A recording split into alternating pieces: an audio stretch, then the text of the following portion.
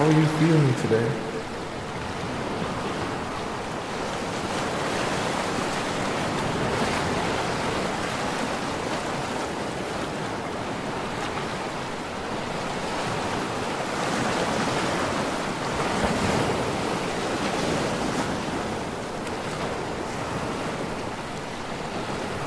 Do you feel fulfilled in life?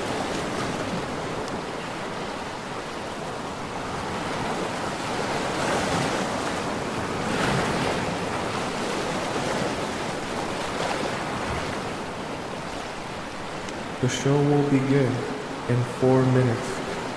Are you ready?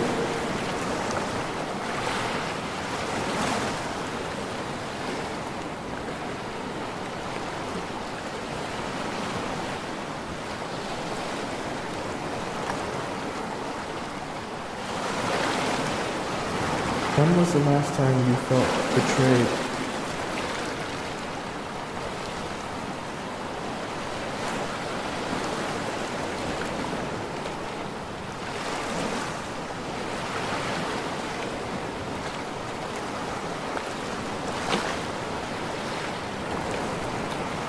When was the last time you felt loved?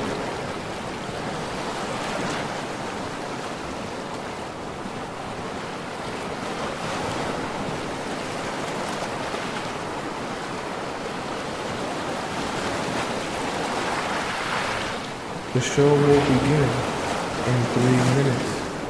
Are you ready?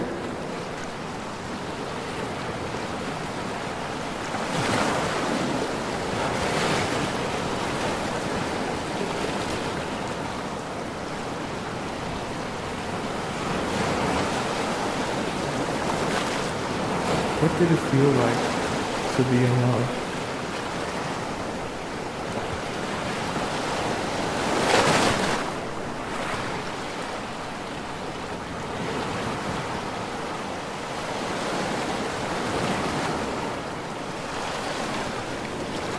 What is the most painful part of being in love?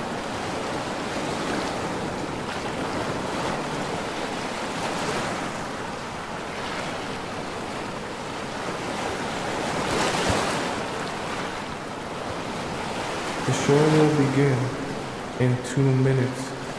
Are you ready?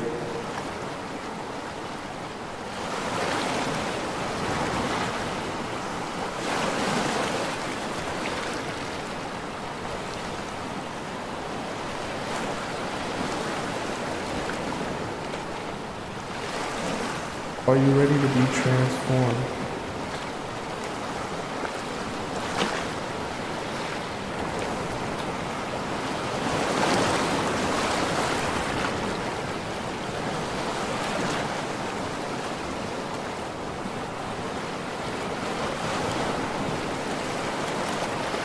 Are you ready to make a change?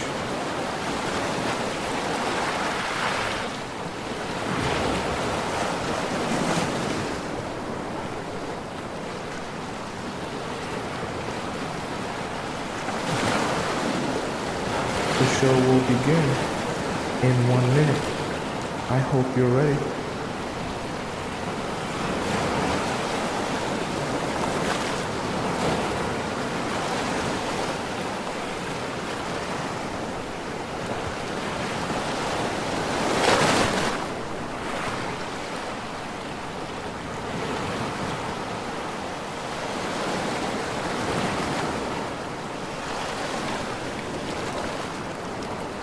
The show will begin in exactly 30 seconds.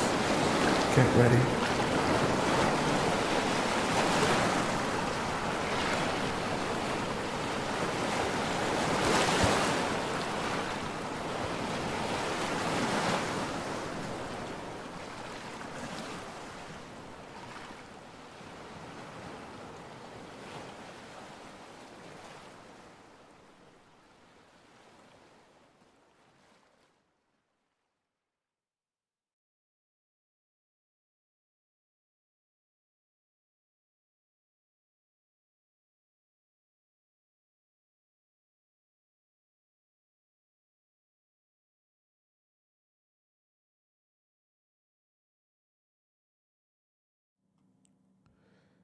Have you ever wondered how a man knows that you're the one? Like, what exactly is going through his mind to even allow him to come to that realization and determine that that is the decision? The answer might surprise you because it has nothing to do with how you look, which is why on today's show, we're going to be discussing how men know she's the one. That way you can step into a man's mind and finally understand exactly what will make him fall in love with you. Welcome to the Players Club. If you're paying attention to me and everyone else in the live stream, please say here present so that I know you're here present and actively participating. Welcome all you beautiful people. How you guys doing today? It's so good to see you and be with you and spend this time with you. I love being around you guys at all times of the day. So it's always special for me.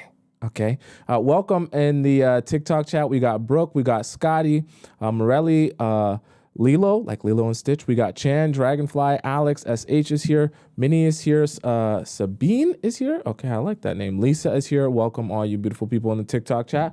Who we got in the YouTube chat? I see Ivy, our beautiful channel member, is here. Tracy is here.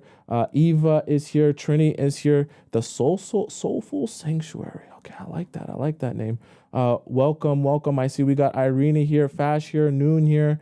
Who else we got here? Nadia here.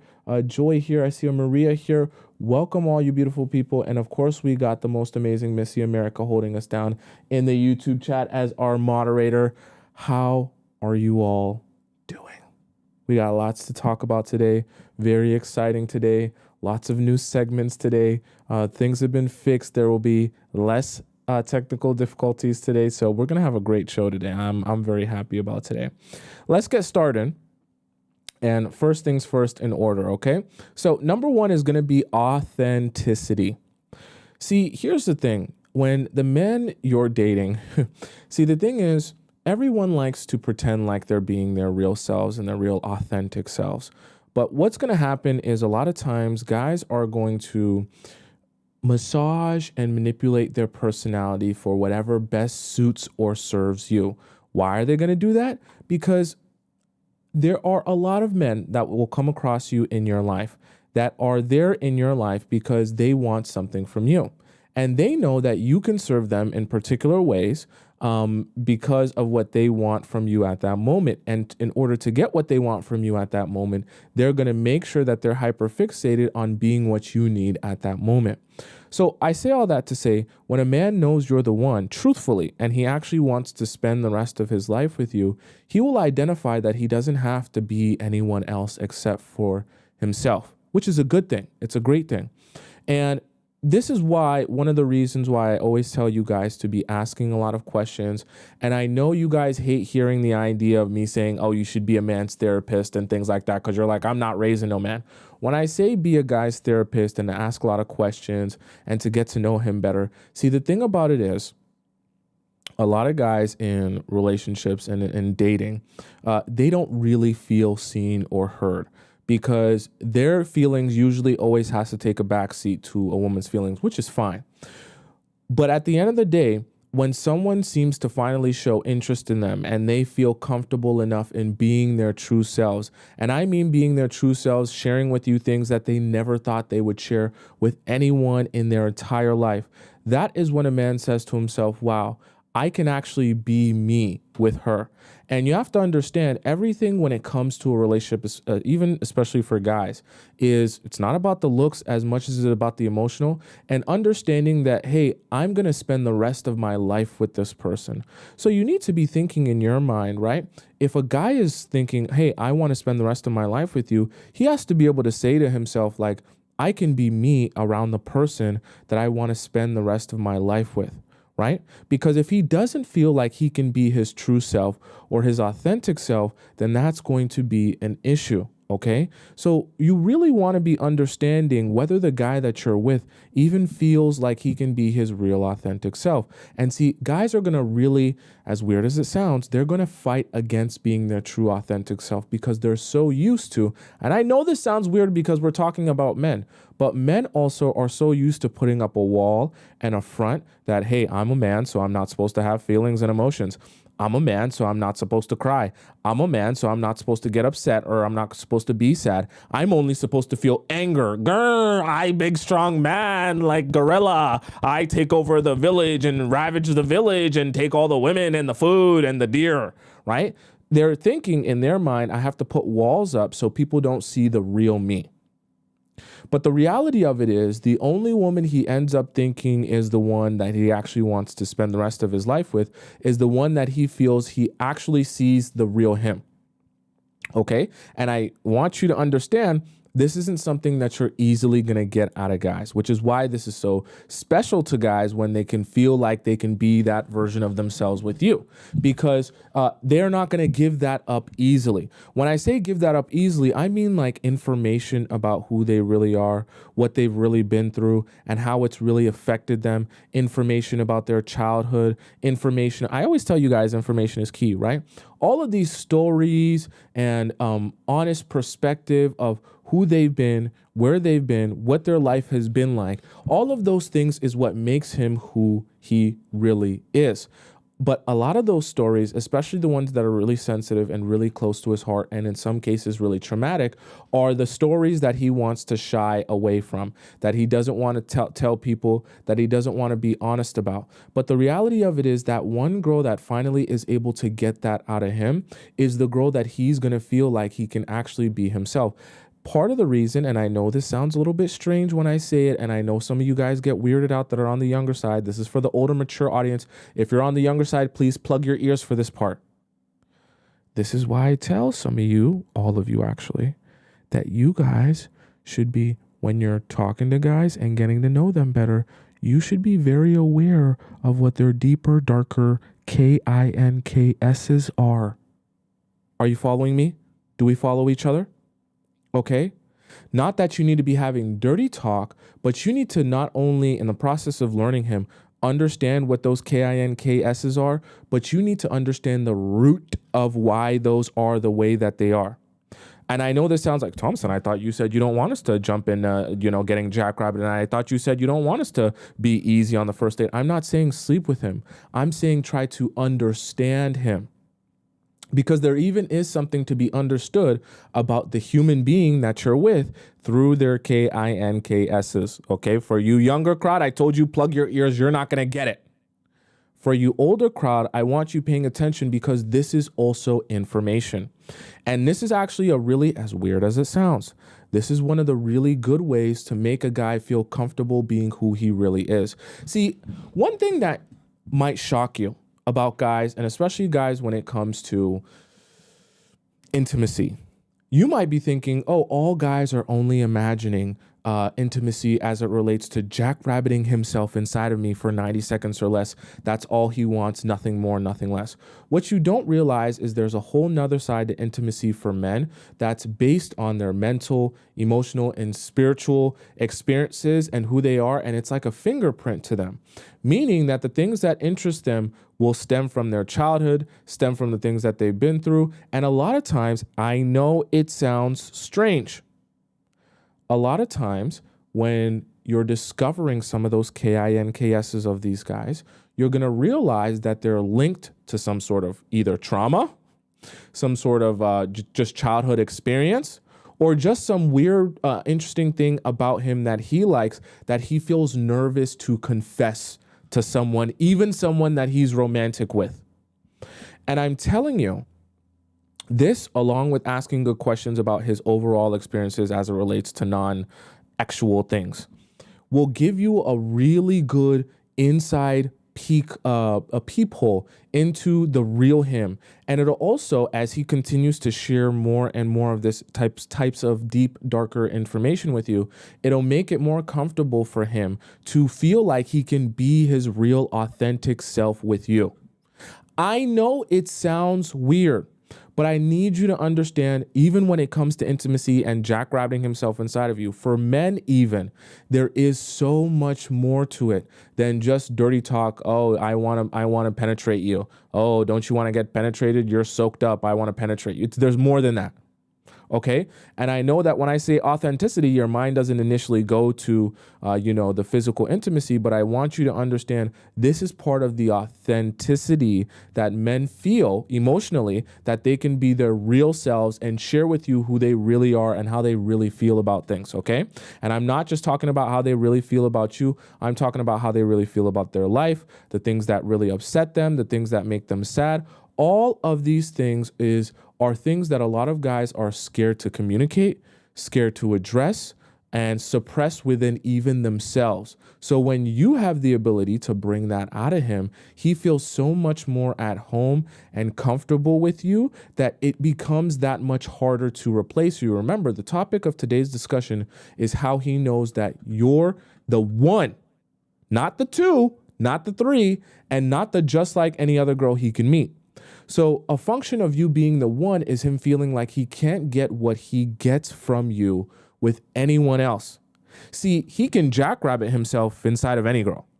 What he can't do is feel like he can share the things that are embarrassing to him or he feels like people would judge him for, whether it be intimacy related or non-intimacy related, because he will rarely feel the level of comfortability and not being judged by someone to be able to actually be honest about that and honest about how he feels and to be honest about being sad about things, to be honest about feeling hurt or feeling betrayed by people or feeling betrayed by family members or his dad or his mom or his siblings or whatever the case may be. You'll be so shocked about how much men are suppressing within them when you start getting good at asking questions and digging deeper and getting to the root of issues and the ways that they think. You'll be shocked at how much they hold in, and even the men that you spend your time with will be shocked about how much they hold in when you become really good at this. So let's think of it less as being a therapist and more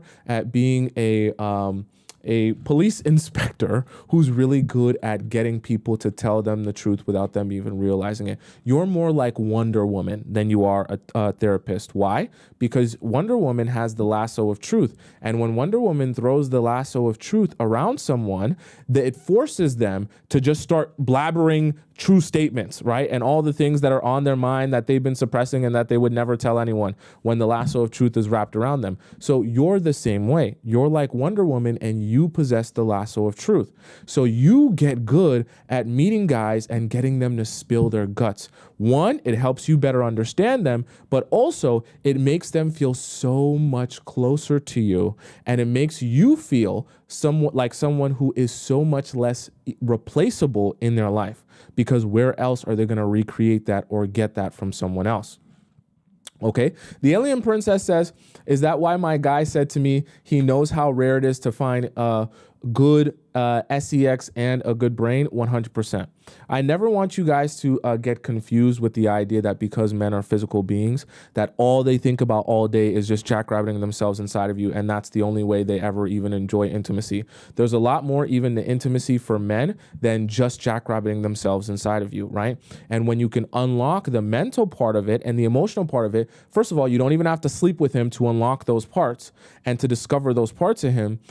You'll discover so much more about him, and he'll feel so much more bonded and closer to you because of that. Okay. Like I said, that doesn't mean you jump right into sleeping with the guy on the first date because you're saying Tomisin told me to talk more about intimacy and to dig deeper into that. I'm not talking about dirty talk. All right. I'm talking about actually understanding the person and why the things that they enjoy intimacy wise, or even if it's not necessarily directly intimacy related, why they enjoy those things, what their experiences have been, and what the root of that enjoyment stems from. I know it sounds weird. Like I said, for you younger people, just plug your ears, forget what I said. You don't even need to be knowing about all that stuff yet. For you older people, more mature audience of mine, you guys get exactly what I'm saying. Okay.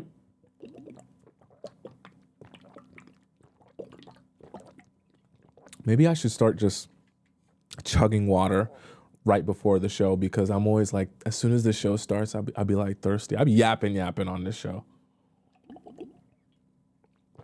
Okay. Arpita says, didn't allow him to get really physically close until it's official. He became more obsessed. That's great. And that's exactly what I want you guys to do. And I don't want you guys to forget that, even though I'm talking about authenticity and I'm talking about how guys feel more authentic, sharing with you their, KINKSs and, the things that are actually on their mind and the things that they actually think about, right? Whether it be pineapple related or non-pineapple related. Okay. Someone said, where's the picture at? Don't worry, I'll bring the picture back maybe tomorrow. All right. Does that make sense?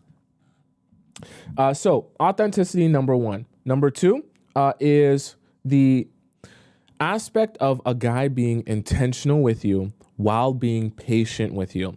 Now, I know these things kind of don't seem like they go hand in hand. Because intentional feels like it's pushing you forward, but patient feels like you're okay with where things are. So what I mean by being intentional while being patient, what you need to understand is guys, when they recognize that you're the one, they know that they want to build with you. Okay. Now, I didn't say that they automatically by the snap of a finger are like, oh my God, I want to, marry you and I want to have a baby with you. And I want, us to live together happily ever after. And the moment I laid my eyes on you, everything changed in my life. And I saw sparkles and waterfalls and rainbows and butterflies. That's not what I'm saying. That's love bombing. That's not what I'm discussing. What I'm discussing is when a guy meets you and as he's learning you, he's like, oh no, you're the girl I really want. And you're the girl I've really been looking for. He becomes very intentional about your relationship. And when I say intentional, what I mean is he says to himself, okay, I'm here for a reason. And that reason is to build with her, get to know her more, learn her, develop our connection, develop our relationship so that eventually we can be in a serious long-term relationship. He has a clear destination where he wants to go and a pathway to get there. We got to date each other. We got to learn more about each other. We got to meet each other's family, meet each other's friends. I want to go down. I want to get to this destination of being in a long-term serious relationship with her. In order to get to that destination, we have to follow a particular path. That's what it is being intentional for guys.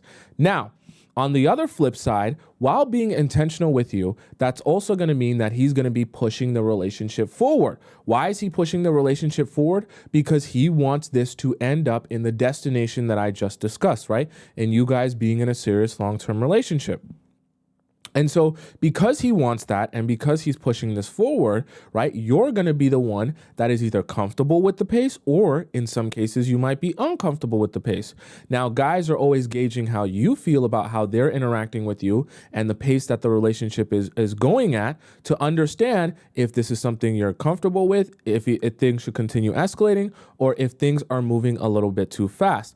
But here's the thing. See, when a guy knows that you're the one, he can be intentional with you, meaning pushing the relationship forward, but also be patient with you in the ways and the aspects of your relationship that you just need to pace yourself in, that you don't want to rush through.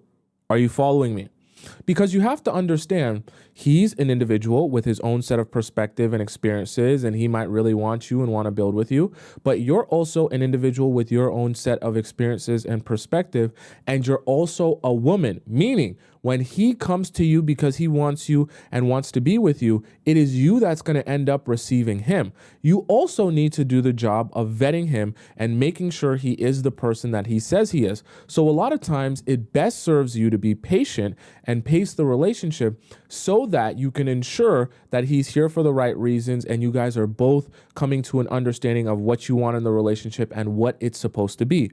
But a guy who actually wants to be with you for real and is serious about building with you will be more than happy to be patient with you while you allow the relationship to be at the pace that you're also comfortable with. Okay, so that's why I say when a guy recognizes within himself that you're the one, he knows that while he wants to be intentional with you, he is very glad to be patient with you in the ways that requires patience because he can't speed things along. See, here's the thing. When a guy recognizes that he really is here for the long term, it doesn't affect his psyche when you tell him you're not ready for something right now. You see, logically, guys will try to get you to make you feel real anxious and uncomfortable whenever you tell them that you're not ready for something right now. But that really only stems from the fact that when guys are trying to rush through things so they can get to somewhere quickly, meaning get to inside of you very quickly, they're very frustrated whenever you say things like, this is moving too fast, or you say things like, I'm feeling a little bit uncomfortable, or I'm a little bit unsure. They don't like that. They don't like that. They want to get to the sale before you even realize that you're making a bad purchase. So because they want to get to that sale very quickly, like just said, they become persistent and they start pushing and pushing and pushing, or you begin to see the frustration on their face or in their personality whenever you say, hey, let's just pace ourselves a little bit. But when a guy knows that you're the one, he truly has no problem pacing himself with you. That doesn't mean he's not intentional about you and about the relationship. And see, that's why I wanted to explain this point in depth, because I knew that when I say intentional, but I also say patient, some of you would be like, but those aren't the same thing, Tomisin. But in reality, when a guy knows you're the one, he can actually do both. He can still be intentional about you and the destination he wants to go with you and how he wants to get there with you, while simultaneously being patient in getting to that destination in ways and in aspects in your relationship that you might not yet be ready for. Okay? Because you're not meant to be ready for everything as soon as he's ready for it. You're a whole individual and you have your own perspective and ways of thinking, which is perfectly fine. Okay? And guys feel it within themselves because they know when they're here for the right reasons, and they know when they're here to be intentional with you and to build with you, which is why they have no issue when you tell them you need some time, when you tell them, you want to think about some stuff, when you tell them you want to, work on some stuff first before you move forward into this next phase. Okay. Guys who are trying to rush through things, they're the ones that are frustrated with that. Guys who don't have a problem pacing themselves with you and are good being patient with you, they're absolutely okay with it. Why? Because they're going to be here for the long haul. If a guy's going to be here for the long haul, why would he have a problem being patient with you? If you're not ready for something right now, but you'll be ready for it in the future at some point, well, I'll planning to be here in the future, so that's perfectly fine. If someone told you, hey, all you got to do to get this $10 million is wait a couple of years to get this $10 million, but I can guarantee you get this $10 million, you have no problem waiting to get your $10 million, right? The only time you might be frustrated is if you're about to do something in the next couple of years that you won't be able to wait around and wait for this $10 million. I know that was not a very good, well-explained analogy, but you get my point. Okay, guys who are here for the long haul have no problem being patient with you. Guys who are here to rush you, they have a problem with that. And when a guy knows he's the one, he's the one. When a guy knows you're the one, he is very more than okay being patient with you while still being intentional with you.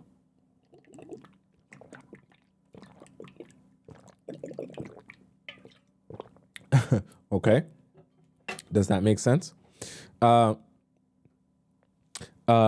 Sandy says patience is everything. Okay, it is. It really is. It really is. Don't you worry. Guys who really want you, they'll be fine being patient with you. Okay. Fanny says, what if you want him to pick up the pace because we ain't not going to be fertile forever? Well, that's a whole different story, because if you want a guy to pick up the pace and he's not being intentional with you at all, then that probably stems from a lack of interest rather than it stemming from, enough interest to actually be intentional. Because remember, there's a balance there. He should still be intentional without being forceful, but he shouldn't be so patient and so chilled and laid back that he's not progressing anything forward. I also want you as women to understand things are not meant to happen like a Disney princess story, okay? So some of you are getting fooled with the idea that love at first sight, because you see it in your teen dramas and your Disney princess stories, that's what your version of a relationship should be. That a guy should meet you one time, and when it actually is supposed to be the real relationship you're going to be in, he's supposed to know in the first 5 minutes and want to marry you in the first 5 minutes. That's not a natural way for people to progress their feelings. That's unnatural, okay? Don't let any movie or teen drama convince you that that's a natural escalation of feelings to fall in love with someone in 5 minutes. That's not natural, Okay. And so don't be so impatient yourself that you're feeling like if it doesn't happen in the first 5 minutes and he doesn't tell me he loves me in the first 2 minutes, that this is nothing. Don't be so impatient that you're trying to get things to happen in 30 seconds. That's not a natural transition or building of things as well. There's always a balance there. Okay. So authenticity was number one. Number two is being intentional while being patient, right? And number three is he thinks of more than himself. Okay. Now, I really want to touch on this because this is actually such a magical thing for men when they transition into, living for themselves and about what they want and what they care about, to like actually transitioning to being more selfless, egoless, and living for more than just him. The reason I say it's so magical is because guys can also recognize within themselves when they're beginning to live for more than just themselves. And the reason that guys are able to recognize that is because that becomes an internal motivator to push them to do more and be more because of who they have in their corner or because of what they're quote unquote living for. You ever hear in movies, I know you guys love movies and teen dramas and things like that. You ever hear guys in movies say things like, oh, I got to get through this, guys, because tonight I'm getting home to my wife and kids. I'm going back home to my wife and children no matter what, boys. So we gonna get through this together, right? You ever hear that line in movies that I'm going home to my wife and kids? It's because when men recognize that you're the one, they recognize that there becomes a transitioning period where now there is more to live for than just me. And the fact that there's more to live for than just me motivates me to keep going on a daily basis. In fact, it motivates me so much I can achieve more for myself because it's not just for me. It's actually for me and my wife, or me and my wife and children. You understand what I'm saying? And that's why it becomes such a magical time in guys' life, because they become motivated, and we'll talk about inspiration a little bit. They become motivated and inspired to do so much more with themselves and their life because of that internal motivation they now have within them. Okay, so when a guy that can recognize that he's now living for more than himself, it is such a powerful realization for him to know that there is more to this life than just me, and there is more meaning and purpose to my life than just me. In a weird, strange way, I know it sounds weird, but when a good woman comes into his life and he recognizes that he wants that woman and wants to build with her, she becomes part of his purpose. Right? I know we talk about purpose and direction a lot in this show, and that you should be looking for guys with direction when you're dating them. And when you actually merge and you actually become the one, his person that he's looking for, you now become part of his purpose. He wants to serve you. He wants to make you happy. The reason that he works hard is to make you happy and so that you can have a good life. The reason that he, goes through pain and struggle and all the things that he has to endure in order to be the man that you need and to make your life good, you're why he does it. And you become subsequently his purpose, right? And so it's very beautiful, very magical, and guys can feel that changing within them. And because when it changes within them, they start to act differently. They start to go about their life differently. They start to approach their career differently. Everything starts to feel like it has more meaning and it matters more, right? It's such a powerful thing for men to feel like they're waking up every day and like what they do matters because they're doing it for someone or something. Right? Not just waking up. See, one of the easiest things to do in life, as a man especially, I'll speak for the men, is for us to wake up and do nothing with our lives because we have nobody to be accountable to. It's a people thing, to be honest. But it's so easy to be lazy and to get nothing done and, just make nothing of yourself when you have no one to be accountable to and you have no one relying on you or pushing you or motivating you. When you have someone that you feel like is helping to make your life purposeful, You wake up every day feeling like if I don't feel like doing it, even if it's hard for me, even if it's a struggle for me, life is about more than just me and what I want.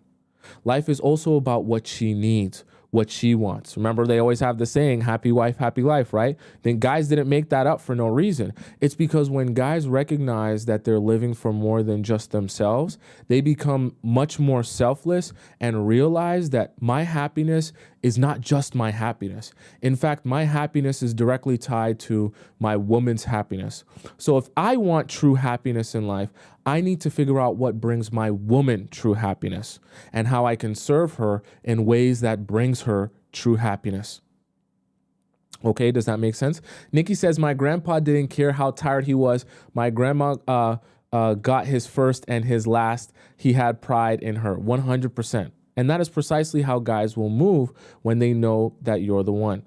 They take pride in serving you. And I know when I say serving, some of you guys think, what, on his hands and knees? He's got a silver platter? No, when I say serving, what I mean is doing things for you and going about his life with the purpose of knowing that he is trying to make you happy, trying to give you a good life. He wants your life to be better because he's in it.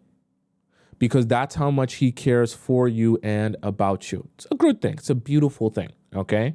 And the reason we're talking about this too as well is because I remember yesterday in the show, SH was like, we want to know some good positive things of what men think positively when they want to be with us and things to look for. So that's why we're discussing this today. Okay. I like to balance it out. We talk about what not to look for and also what to look for.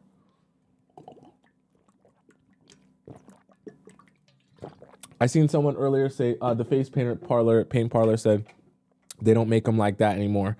They do exist. But I'll be honest with you, they don't usually, I can never say never, but they don't usually exist in the places that a lot of us would be spending our time. So like dating apps is probably not the place where the guys who are the most intentional and trying to build the most serious relationships exist, unfortunately.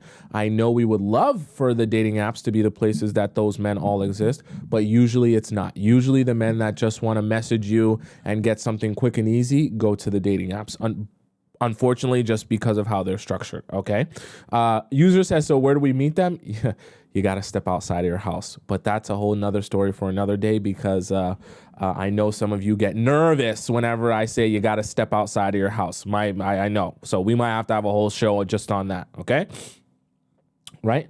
By the way, if you guys missed any of the points that I talked about so far, or you came late and you want to get some of these points back, they're all available on my YouTube page. If you guys are on TikTok, just type in my name, Tomisin Atobatele, find my YouTube page, go into the live section. I'm live there at the same time as I am on TikTok, so you can just rewind it. Okay, so don't worry if you missed any of the points. Okay.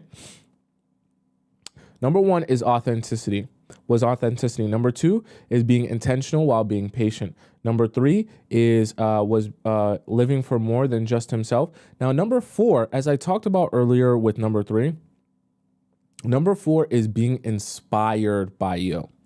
See, here's the thing, and I never want you to forget this, okay? Men might tell you that they want things easy, and the easier it is for them, the better it is for them. They don't, okay? What they're actually trying to do is get you to make it easy for them so that they don't have to work for anything. But in reality, they don't end up appreciating you when you make it easy for them. So I say all that to say, men become inspired by the person that you are and how you carry yourself. Because I know it sounds strange, you become, your aspects of your personality and your character become like things that he wishes he had within him. And so in strange ways, you just being you, having self-respect, standing on business, carrying yourself with grace, all that stuff like that inspires him to be a better man. And so because you have self-respect, because you have standards, because you say no to things, because you even say no to him, because you make people face consequences if they cross your boundaries, all of that sets the stage where he feels like in order to be the person and the man that you require in a relationship, he has to meet a certain level, right? Because if he's underneath that level, then he won't be the man that you're looking for anymore. But that also motivates and inspires him to continue pushing. Very similar to how I said he recognizes that he's living for more than just himself. That also ends up inspiring him to be a better man. And so when guys recognize that being in a relationship with you inspires him to become a better man, he feels better about himself. I don't know if you've ever been in a relationship. Some of you on the older side with more relationship experiences might have heard this from someone before. I don't know if you've ever heard, let me know in the chat if you've ever heard this from someone before, where a guy says to you, I love the person that I am with and around you. Or if you've ever said that to someone, I love the person that I am when I'm with you or around you. Now, when people are saying that, what they're really saying is the things that you bring out of me, right, inspires me to be better and do better. So when I look at me, right, when I kind of like look at myself in the mirror when I'm around you, I always end up being a better version of myself around you because of the inspiration or the motivation I feel to be better. And because I end up being better, when I look myself in the mirror and I try to hold myself accountable, I'm so much more proud of who I've been and what I've done and how I've carried myself. So it's almost like in the strangest way, you start to fall in love with the person that you become around that person and with that person because of how much you do in the relationship and how you adjust yourself and try to be better for the relationship, if that makes any sense. And it kind of ties in with living for more than just himself, because when he becomes more selfless and he starts living and having more purpose than just, it being about me, and he becomes more selfless, he becomes inspired to do more, and he starts to love the fact that when he is so inspired by you and inspired by being in this relationship with you and building with you and you become part of his purpose, he loves that he becomes this amazing Superman version of himself that is capable of doing anything. And you almost become like, in the weirdest way, I don't know if any of you have heard the analogy of like a battery in his back, that you actually give him the strength and the power to push through things that he never would have the motivation or the mental toughness to be able to push through if it wasn't for the way that you subconsciously or consciously inspire him and motivate him. I know that this sounds, you're like, damn, really? Like girls do all this for guys? Yes, yes, yes, yes. Okay. It really is that powerful and that magical in a sense. And how you can do so much for a guy without even lifting a finger, and how a lot of this is focused more on the emotional and the spiritual than anything else. We talk so much about emotions and spirituality here in this show here. Okay, right? Someone says, Yvette says, so how do you inspire him? And I know this is going to sound weird, but the way that you inspire a guy is not by saying more, it's about doing more. Okay, because the way you inspire a guy is by carrying yourself with respect and with grace, not allowing him or anyone else to walk all over you and to be a doormat to people, because he then looks at you and says, you're the type of person I would love to introduce to my mother. You're the type of person I would love for my daughter to be like, right? The way, not only as a woman that you carry yourself, do I respect and, feel like deserves respect, but also just the way you carry yourself as a human being. I aspire to have qualities that you have, right? And as weird as it sounds, the people who are the most disciplined, the people who have self-respect, who stand up for their boundaries, who are clear, who know what they want, who are intentional, who achieve goals, all of those people are the people that others look towards and say, I would love to possess the qualities and abilities that you have. And so as weird as it sounds, just investing into yourself and growing and becoming a better version of yourself can actually inspire men to be a better version of themselves. Because if they look at you and they see someone or think of someone who is less than, or think of someone who doesn't respect themselves, or think of someone who allows everyone to walk all over them, they don't feel inspired to be better. In fact, a lot of times when they think of you as less than and willing to deal with whatever and you get walked all over, they'll actually lower themselves down to your level of expectations. And if you deal with guys who are garbage and you allow people to walk all over you, then they'll lower themselves to garbage and they'll walk all over you because they won't even feel it's necessary to reach certain heights or to be a certain type of guy to get access to you. I know it sounds very strange. But you can do that. And it's not, just said it right. It's not through words of validation, right? You can validate guys through your actions, but it's not going to be through words. And a lot of times, majority of the way that you do that in inspiring a guy is just by becoming a better version of you and investing in you. Because when guys come across you and they meet you and they understand you and how you carry yourself, they say, I can't be with a woman like this if I'm not a man like that. If she's up here and I want to be with her, I got to meet her up here. Vice versa, when they come to you and they want you and they start learning about you and growing with you, if you allow, if you're operating on a frequency down here, the guys that meet you will say, sure, I'll meet you on a frequency down here. In fact, I might even go do you one better and go a little bit more below you. As weird and as strange as that sounds, okay? So, how we talk about, if you want to receive a particular type of energy, you do have to put that energy out into the universe. So if you want a man who's operating on a frequency up here, you got to be already operating on that frequency because those are going to be the type of men you're going to attract, okay? Trini says like attracts like 100%, all right? Right? Salma says that doesn't scare them as they have to be the providers and the manly men. Well, think about it like this. If you're someone who invests in yourself really heavily as a woman, you have your stuff together, you know what you want, you know what you're looking for, you don't settle for less. Who do you think are the only men that are going to be scared of you? The men who know that they're less than what you accept, and the men who know they can't reach the standards of what you accept in your life. The men who know that they have the same standards and hold themselves accountable and are doing all the things that they need to be doing, they're not going to be scared or nervous to be around you. You're not going to scare those men away because they're ready to meet you where you already are. Okay. Why do you think a lot of celebrities get together? Because they understand each other the way they think and they can kind of operate on the same frequency. Not to say that all celebrities are amazing people, because they're not. I just mean they're operating on similar frequencies. So it's easier for them to get into relationships because they have a better understanding of each other and what they're going through. The only type of men you're going to scare away when you invest in yourself heavily are men who are operating on a lower frequency, want to use you, take advantage of you, and want you on that low frequency with them. Okay. They don't want you. Guys who are operating on a low frequency will want you to stay down there and not continue improving. Okay. Guys who are operating on a very high frequency, they will love to see you get better and grow and improve and invest in yourself. Okay.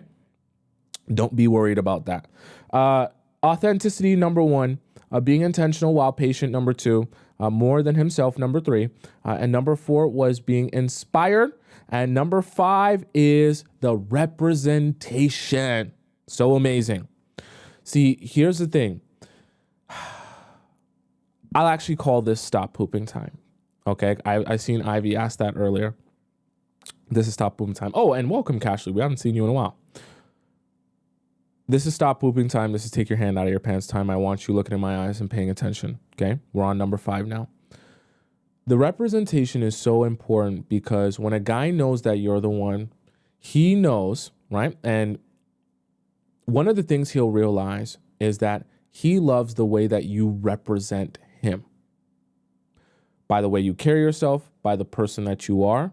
And he recognizes that he wants to continue having you represent him and his family and his legacy. I know it sounds really weird and manly and cavemanish when I say legacy, but his legacy and everything he represents, right? Because he knows that you carry yourself with respect.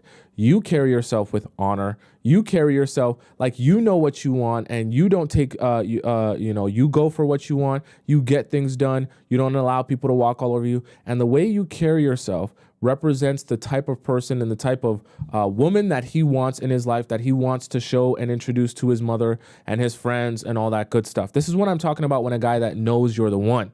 Are you following me? So here's where the uncomfortable part comes. Okay. And this is number 5. And I saved this for number 5 because I knew this one is going to make some of you uncomfortable. Here's the thing. If there is a misalignment between how you want to be seen by guys and what you're outwardly representing based on the places that you go, the way you act, the people that you hang out with, whatever it may be, there needs to be an adjustment made if you want to see the way that men approach you be different. I don't want to yell at you. I don't want to be mean to you, but I do want you to understand, if you want men to come across you and say, I love the way you represent yourself, and I want you to represent me and our family as well. Not that all men are perfect, but I just want you to understand, if you want those high value men to be saying that about you, then you also have to look in the mirror and ask yourself the honest question. Is the way that I'm outwardly representing myself in alignment with how I want those men to be receiving me emotionally and spiritually?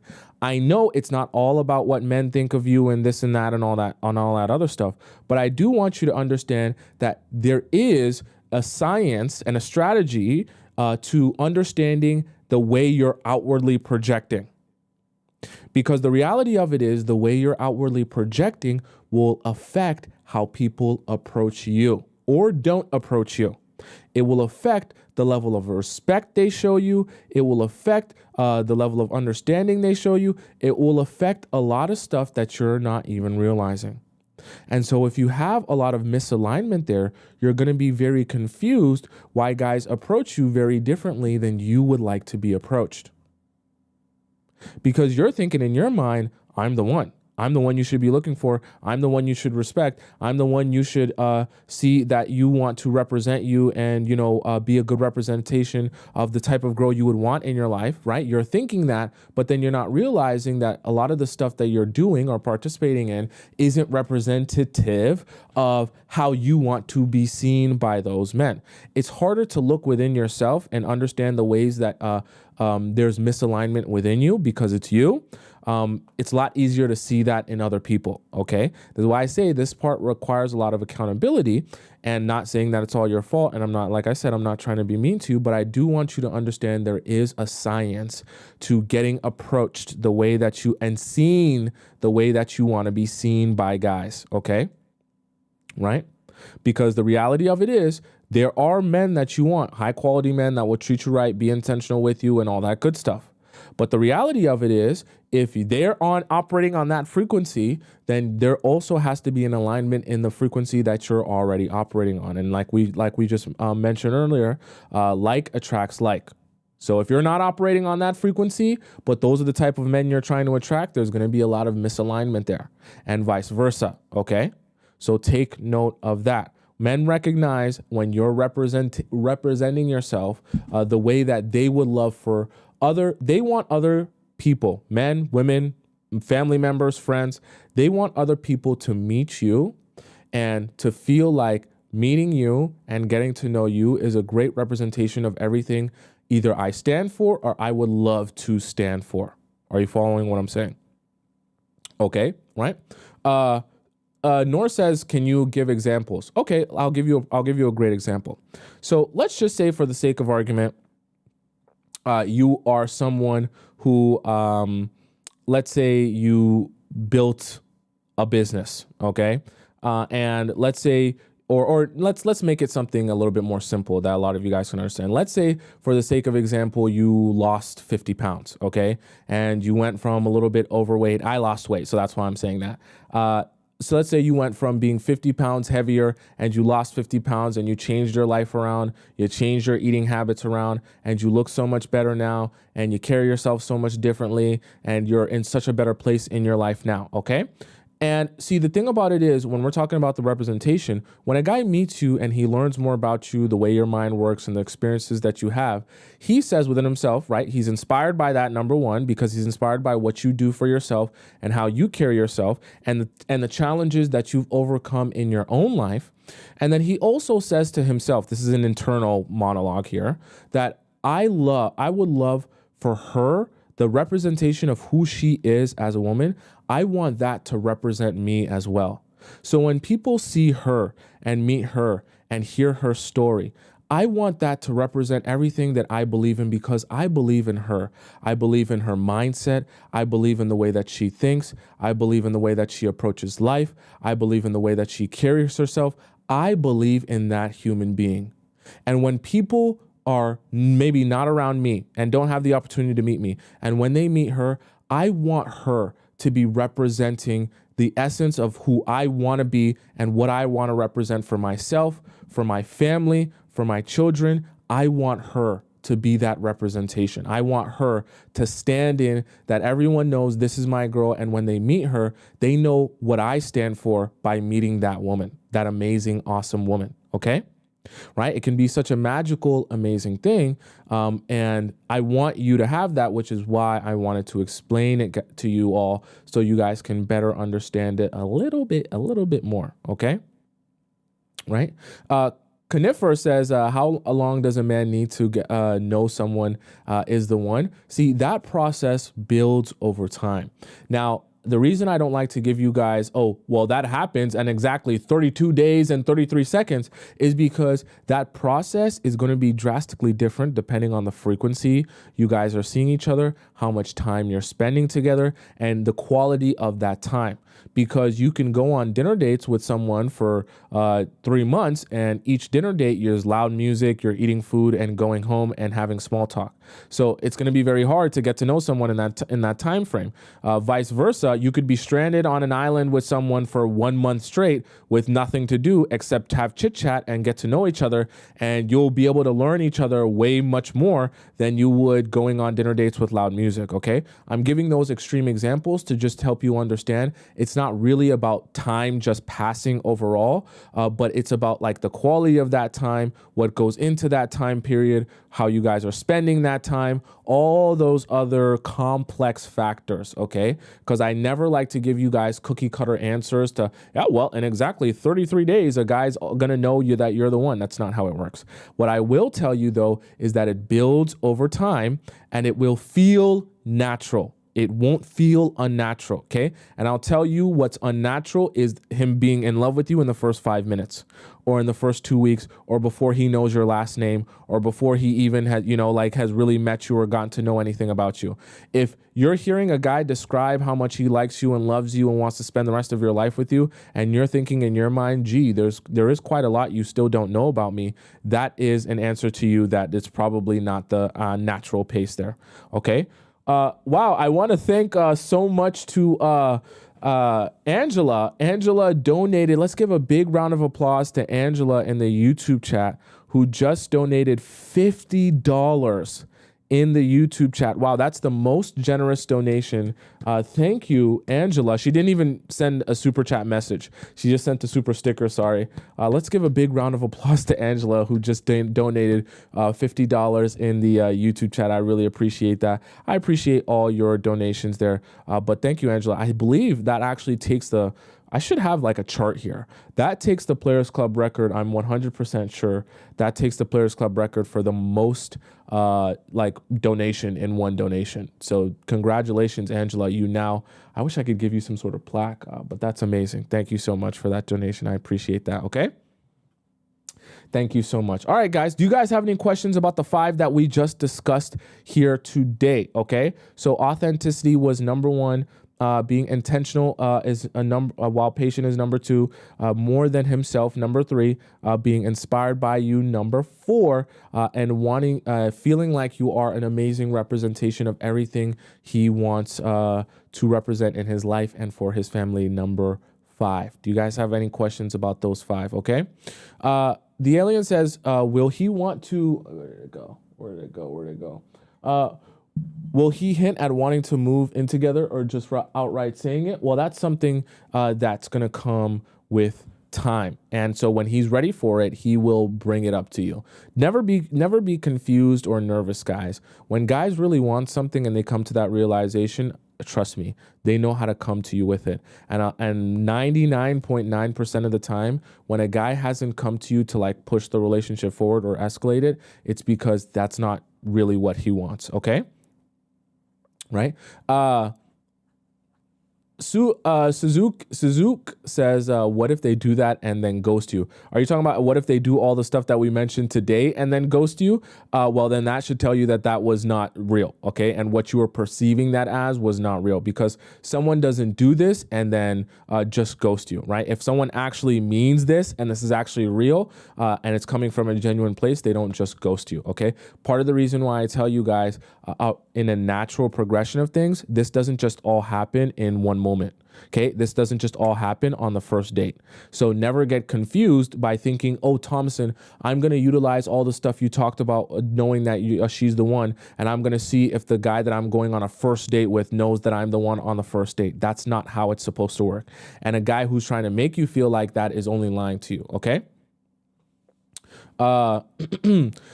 Yvette says, Tomisin, how do you know a guy is in low frequency? Well, so you tell that by asking him a lot of questions. And one of the most important things you need to understand is, where is he at in his life currently? Where does he want to be in his life in the future? And how does he want to get there?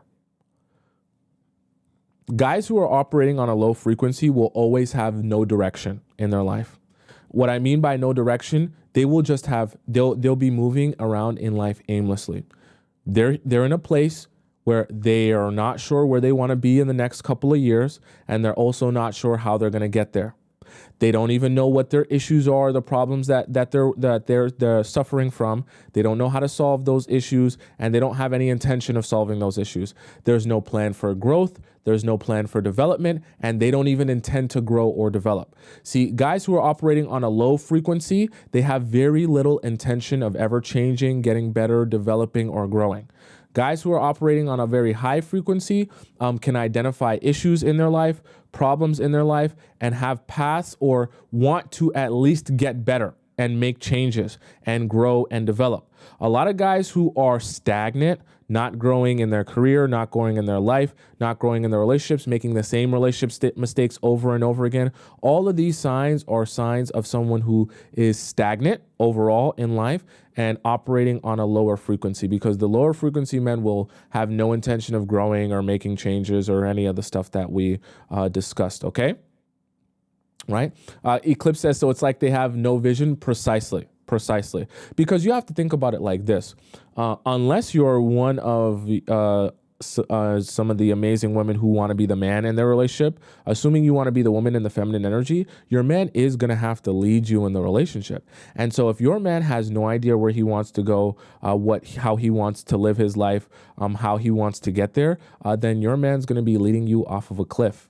And I don't think that any of you want that. So you do need a man with vision. You do need a man with direction, right? You do need a man who understands what he wants, because remember, one of the things you can easily suffer from in a relationship is being a woman where it's not your job to reach out to him and ask for him things and move the relationship forward. So if you're with a man who doesn't know how to pursue the things that he wants and live with intention and direction and purpose, then he's going to find it very difficult to pursue you when he recognizes that he wants you. And so you want to know who ends up getting frustrated when the guy you're dating doesn't know how to progress things forward. You're the one that gets frustrated, because you then feel like it's your responsibility to do everything for him and to progress the relationship forward. Okay. Right. The Soulful Sanctuary says, when a man loves you, he shares his vision with you. I 100% agree. You guys should always be focused on, when you're building with guys, if they have vision, if they have direction. Okay. Right. Anna says, how do you go from seeing each other in bed to serious dating? Unfortunately, you don't.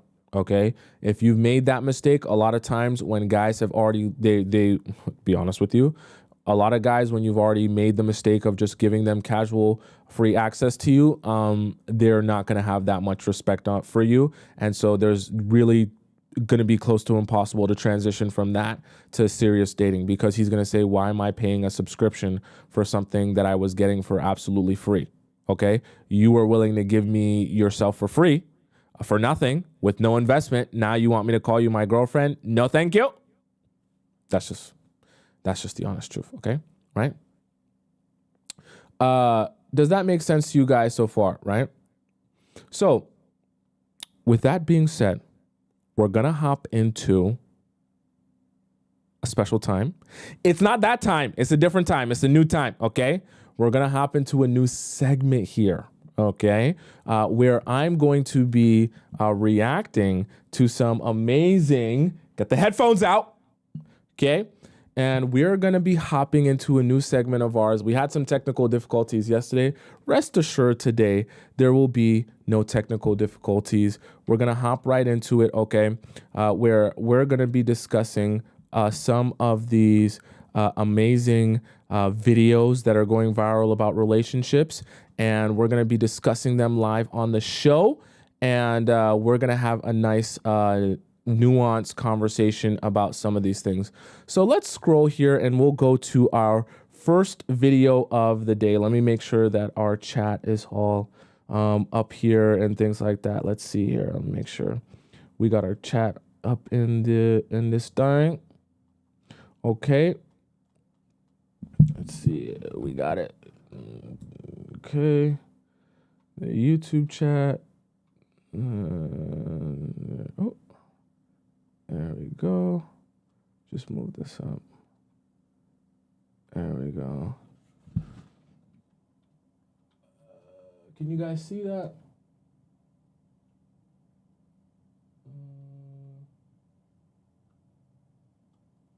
Yep. There we go. Oh, I know what I need to do. There it is. There's the chat. There we go. Okay. So we got the chat going. Everything's going. We're all good on sound and everything. I did a lot to figure this out. All right, let's get started with our first video here for you guys, okay? So our first video is actually about sprinkle and the method here. So we're hearing a firsthand story of a girl who took the advice of Shira. And let's see how it worked out for her taking Shira's advice. I took the sprinkle lady's advice and I instantly regretted it. She recommended if you want to meet wealthy men, you need to go to affluent places wherever the fuck you live and go to the restaurants. But it has to have a bar. And go there between happy hour and before 6 p.m. Okay, cool. So I'm like, is this what she says? Shot, you know. Okay. I put on like this modest dress, you know, with the blazer, because you never know when life's going to be like, hey, bitch, you need to get a fucking blazer.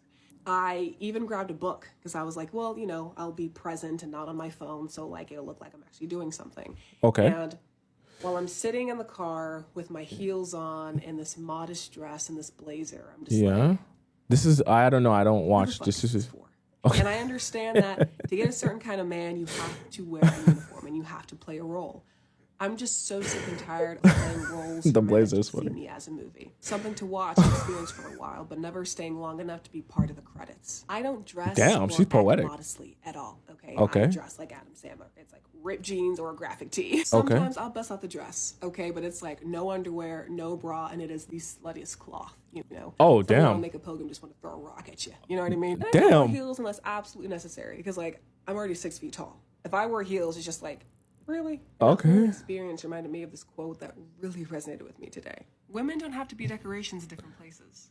They don't have to be something pretty for you to look at. And don't get me wrong, I love Shira 7. Okay, her advice has really changed my life. It's just, this time it didn't really work out for me. But that's okay. Okay, let's discuss here. So I think she said some very interesting things. By the way, guys, I watched like the first 2 seconds of the video and then I just throw it in like if it applies to whatever. So if I think the topic might apply, I just throw it in. I haven't watched this beforehand. So this is honestly my live reaction to seeing this. I think she said some interesting things there and, you know, that I want to address because I want you guys to understand that in everything that we discuss in the relationship realm and how we discuss about what men want and what they think and all that good stuff, you do have to understand that even when we're talking about what they find the most desirable, it's always has to be applied to what works for you. Because the reality of it is, like she mentioned here earlier, right?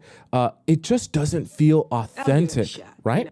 She thought, oh, I'll give it a shot, right? I'll do the modest dress. I put on like this modest dress, you know, right? with the blazer. And the She's gonna know blazer. life's gonna be like, hey, bitch. Yeah, and and she thought, let me be exactly what Shira advised me to be. Now, of course, yes, Shira is giving you a template on what to do and how to do it, because some people are really confused on how they should go about it, and so they need a step-by-step analysis and breakdown on what to do. But I want you to understand that even Shira's template, or anyone's template, or even my template of how to go about it will be a cookie cutter analysis of what should work for most people. However, you're a unique individual with your own unique set of needs, interests, perspective, and life experience. Meaning, not everything I say or Shira says is going to perfectly apply in that same way. So you have to take the concept of what is being said and figure out how you can do that in a way that is true to you. So for example, for this woman, I think her name on here is Low Key Pros. Present and not on my phone, right? So it's modest, and you have to play me as a movie. Part of the credits. I don't dress or act modest. So she doesn't dress modestly. She says, I like to dress like a tomboy. Underwear, no bra, and no underwear, no bra. There you go. Pilgrim just want to throw a rock at you. You know what I mean? And I don't worry. That's how she likes to dress. Or sometimes she likes to, just wear graphic tees. And like she said, I like to dress like Adam Sandler. So it's better for her to dress in a way that's authentic to her. And even if she still wants to go to the place that she recommended or whatever it may be, but it's better for her to dress how she feels comfortable dressing. And even in a sense, hang out in places where the type of people with that same aesthetic would hang out. And that would probably be more beneficial to her than trying so hard to be someone else. Because at the end of the day, your attractiveness is also about your confidence. And you're not going to be very confident when you're putting on a character to the point where all you're doing is just trying to be Shira instead of trying to be you. So whether it be my advice, Shira advice, or any relationship guru, I'm just a regular person, okay? But you should always be thinking about, how do I make this concept or this strategy work for me? Not just be someone else, but like, how do I actually apply that to who I already am and what's already true and authentic to me? Does that make sense to you guys so far? Right? Let's go to the next one here. Stop being nice. You get no respect as a nice woman. Stop caring. Don't give more than you receive. And stop being clingy. That's the 3 things that I would give you. Are you a good woman? Remember, after you start incorporating those 3 things, you will no longer be considered a good woman. Just saying. You stand up for yourself. You ask for equal. Whatever you put in, you get back. You're no longer going to be considered a nice woman. So that's all I'm saying. This is sad, y'all. Yeah. So far, that's 100% facts.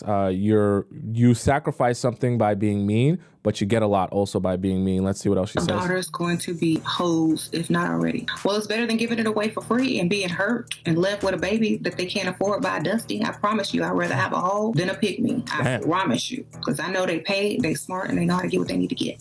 Damn. Okay. Who you want to brag on your child? Oh, she married a Dusty, got 5 kids, living on Section 8, she paid. She married this gold digger dude. Oh yeah, they got a nice house here and here. Oh yeah, she drives a beautiful car. Yeah. Oh my gosh. She's a hoe. I think there's a lot of truth to what she said at the beginning there. And don't worry, not all of these clips are going to be Shira's clips. But I actually, honestly, like I tell you guys, you should be mean to guys, because the reality of it is you get nothing from being nice to guys. Really and truthfully, like you get nothing. All you get is to be used and to be unappreciated and to be looked over. And the guys end up chasing after the girls who seem to not want them.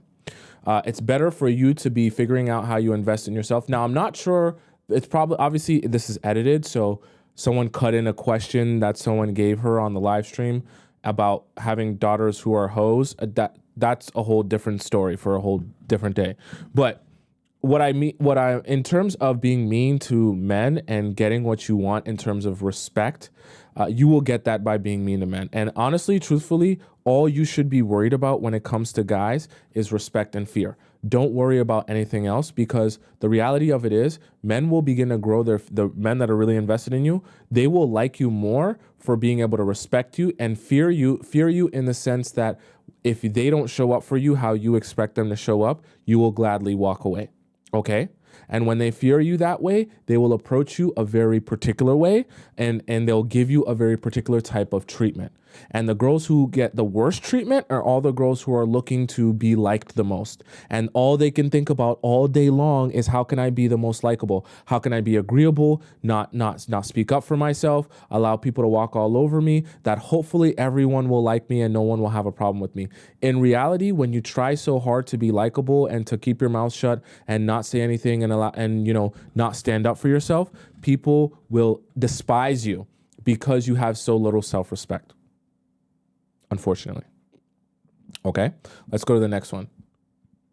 Let's talk about how to be a respectful girl best friend to a guy that's in a relationship. Oh boy. We're in for a doozy. All right, chat, buckle up. Let's see what Gia has to say, okay? Number one, understand coming from a guy. You are no longer his girl best friend. His girlfriend is his best friend, and you are not the priority, she is. You guys know how I feel about girl best friends. Or I should say, let me not even make it just a girl thing. How I feel about opposite gender or sex best friends in people who are in relationships, okay? Not that there's anything wrong with having friends, but this, like just in general, casual friends, but this idea that, hey, I have a girl best friend while my girlfriend is here and I spend every day, or, I spend 3 times a week with my girl best friend and we text and we talk every day, it's inappropriate.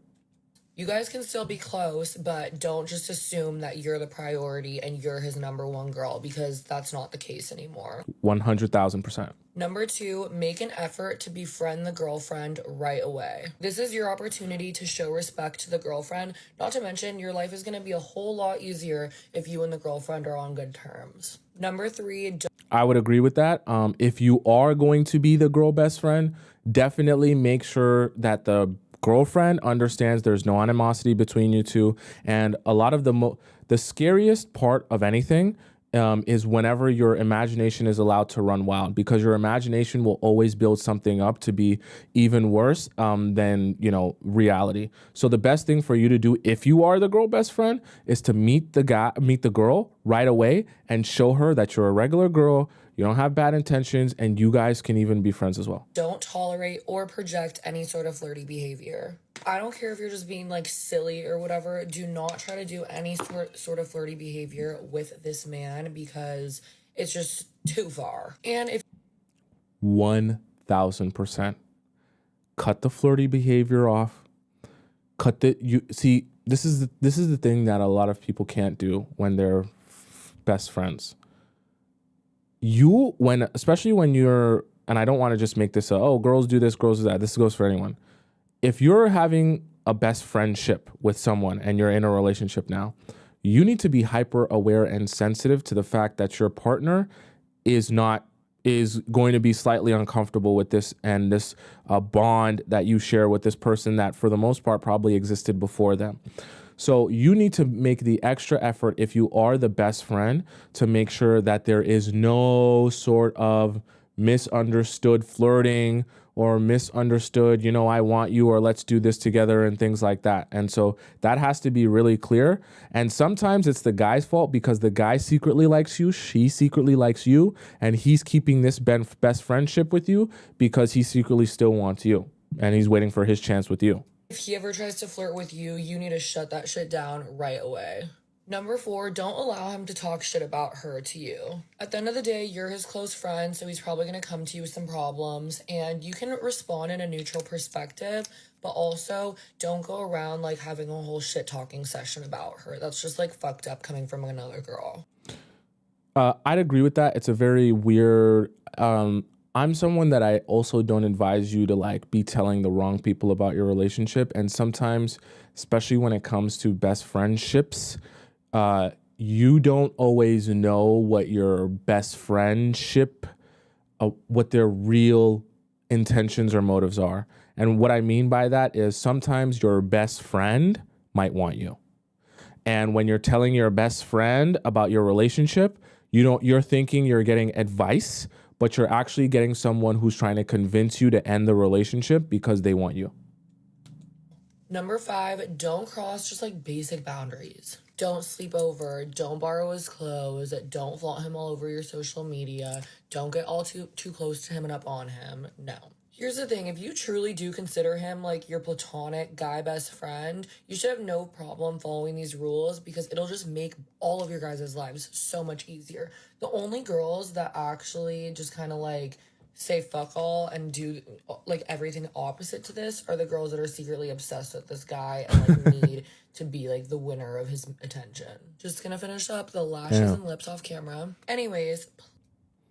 So I think what she said there was facts. And so all in all, if you are the girl best friend and you feel like any of this is too much work, or you're like, oh, I'm the girl best friend, I was here before she was, and she needs to be the one reaching out to me. She needs to be. You're probably not in the best friendship that you thought you were. Okay, just saying that, and this also applies for guys as well. And I just say that to say because guys also get this mixed up, and a lot of times as well, they keep the girl best friend around because they want the girl best friend, and the girl best friend might not want them, and so they keep it a friendship while they're basically waiting for her to be ready. Okay, don't do that. Don't waste your time doing that either. Okay, let's go to the next one.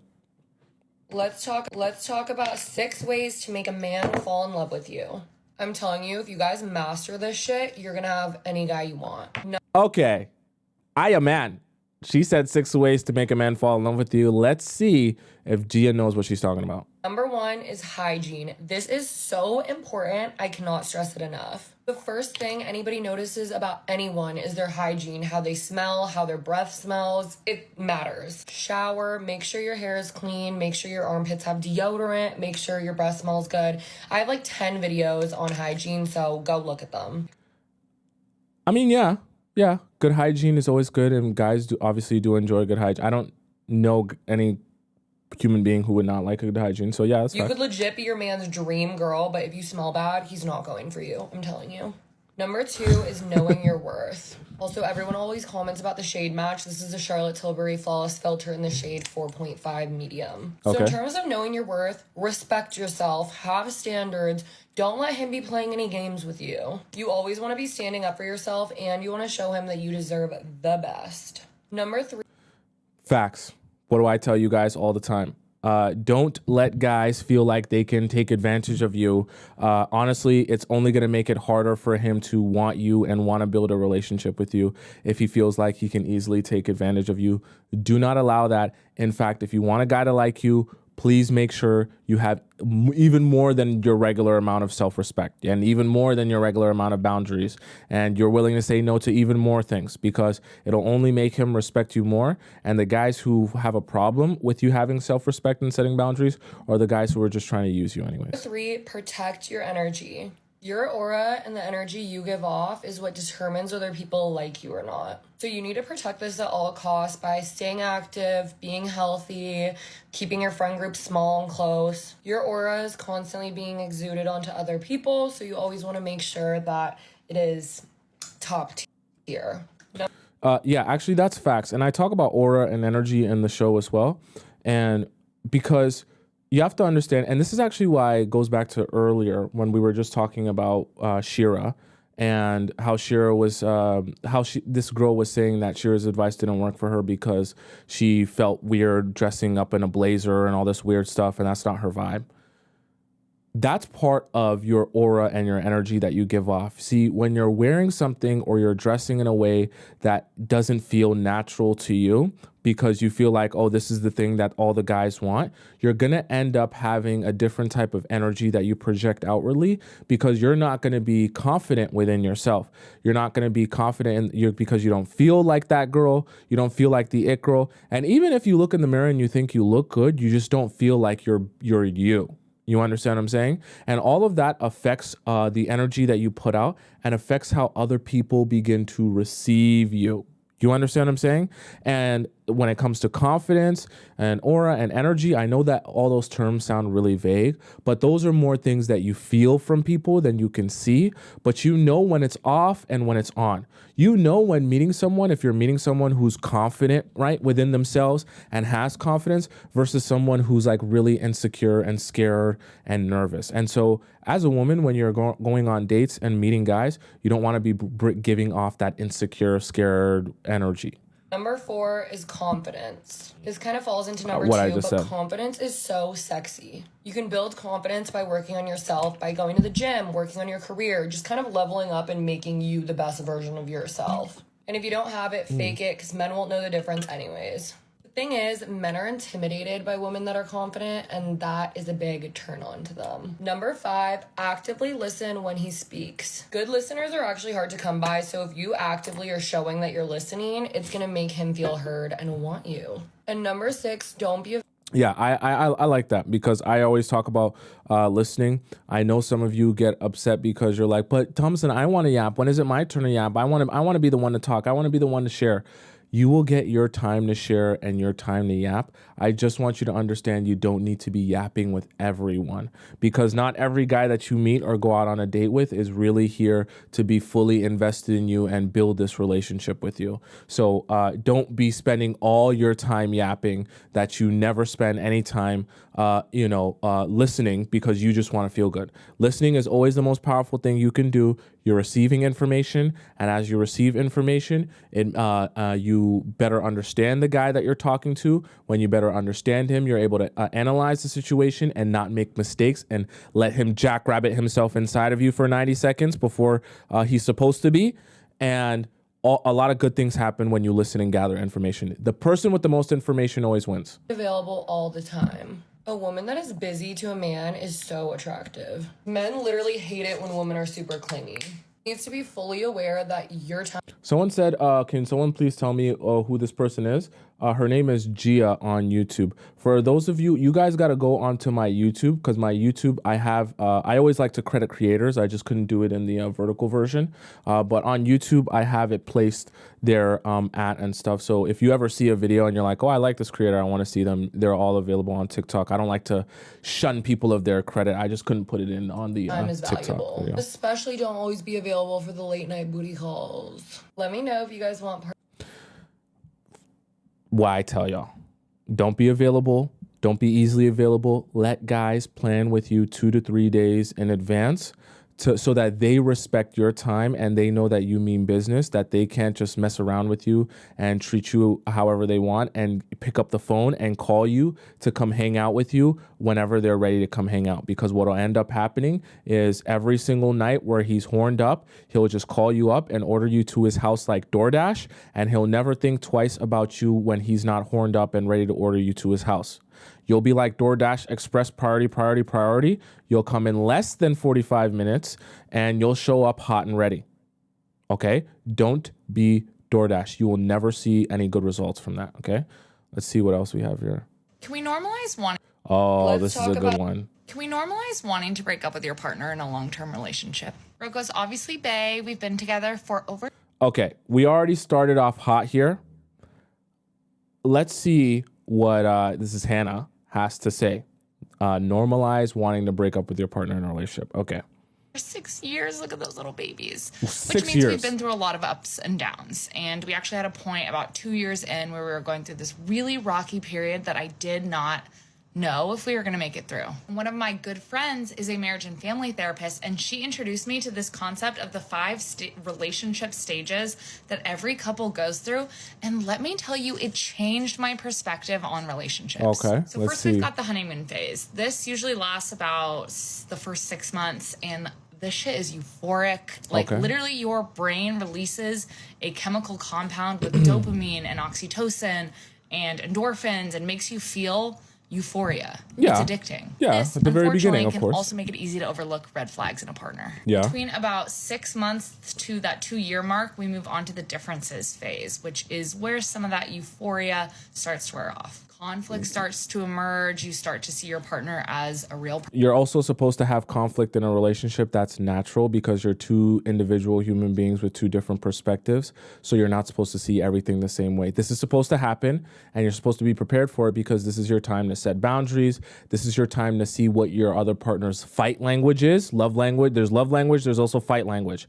How your partner likes to be dealt with when they're upset and how you like to be dealt with when you're upset. And if this is a sustainable kind of a strategy for you guys in the future. Real person, and people have flaws, and it's tempting at this point to withdraw or fight about things. The third stage, the struggle, is really where I think Rocco and I ran into issues. This happens at about the 2-year relationship mark. This is where deeper seated issues and incompatibilities arise, and it's centered around this idea of like the partnership starting to pull apart, partners becoming resentful of each other for taking away their individuality and wanting to invest more time outside of the partnership rather than into it. Yeah, I actually think that's why it's so important that before you go into a relationship, you figure out like who you are and you invest into yourself. I know I say that a lot, but you invest into yourself and you figure out like what is you? Like, what is the essence of you? What do you enjoy doing? What do you like spending your time doing outside of a boy? Because when you figure out who you are outside of a boy, it makes it so much easier to go into a relationship, stand your ground, have your self-respect, and not be in fear that if a guy walks away from you, then all of your happiness walks out the door with him. Right? And the thing about it is, much like aura and energy, guys can feel that because they can feel that if they walked into your life and they brought the happiness into your life, they also subconsciously know that there's always a threat that if they walk away, they walk out of your life with all of their happiness all of your happiness in their hands. And so that's a lot of power. And a lot of times when guys recognize that, they'll begin to abuse that power. And this is a common breakup point for couples, but you can get through it with communication, with intentional conflict resolution, and with like really intentionally showing affection. And then comes the repair stage. This usually evolves between that 2 to 5 year mark and is the decision point that couples have to come to after going through all that struggle. You know, they probably feel drained and resentful about the relationship and need to commit to each other. If they want to continue onwards, they both have to put in the effort to grow individually and grow together. And yeah. I like that. My favorite stage is enduring love. This commonly kicks in at about 5 years. I mean, it's really kind of marks the breakthrough of the repair stage. At this point, you've really chosen each other. You've grown together, you've learned how to communicate, and you get this really strong sense of support from your partner to support you in your individuality. You almost, in a way, re-enter the honeymoon phase. You start to play together again, and it really feels like falling in love again. Can we so I think obviously the beginning of the video was pretty shocking when she said normalize wanting to break up with your partner. But I definitely do think there's a lot of truth to that in the sense that like you kind of go full circle, and there is like a period of you almost have to work through in this thing kind of circle that she gave. You have to like work through patches in order to get to this I call it like a homeostasis state, where things like are just flowing and you understand the person, you know how they respond to things, and you can almost like predict their behavior. It's funny that she's making it like this. And I always talk to you guys about learning the person that you're dating, because this is really what she's talking about, is learning the other person while they're learning you as well. And by the time you come back into this, she called it honeymoon state. When you come back into the honeymoon state, this is happening because you spent all this other time learning the other person. You learn them, you understand them better, you see their perspective, and you're almost like you're so you can never fully be someone, but you're so close to being able to like really think how they think, and part of your brain becomes dedicated to knowing exactly how they see the world, how they understand things, and how they receive information. So when you return back to your honeymoon phase after going going through this circle here. You're very good at predicting your partner's behavior, predicting how they respond and react to things, and like you know what to expect from them. You don't expect anything less and anything more. You know exactly where you stand and how things progress in your relationship, and you know if you do A, your partner's going to do B. If your partner does B, you're going to respond like A, and they know that about you as well, which is why you guys take like kind of like a full circle thing. Okay. Jamara says she donates $5 in the YouTube chat. She says, you say step outside, no bars, no clubs, not online. Everyone is focused at the gym. I'm too grown 40 plus to chill at the mall all day. So where? Okay. That's a great question, Jamara.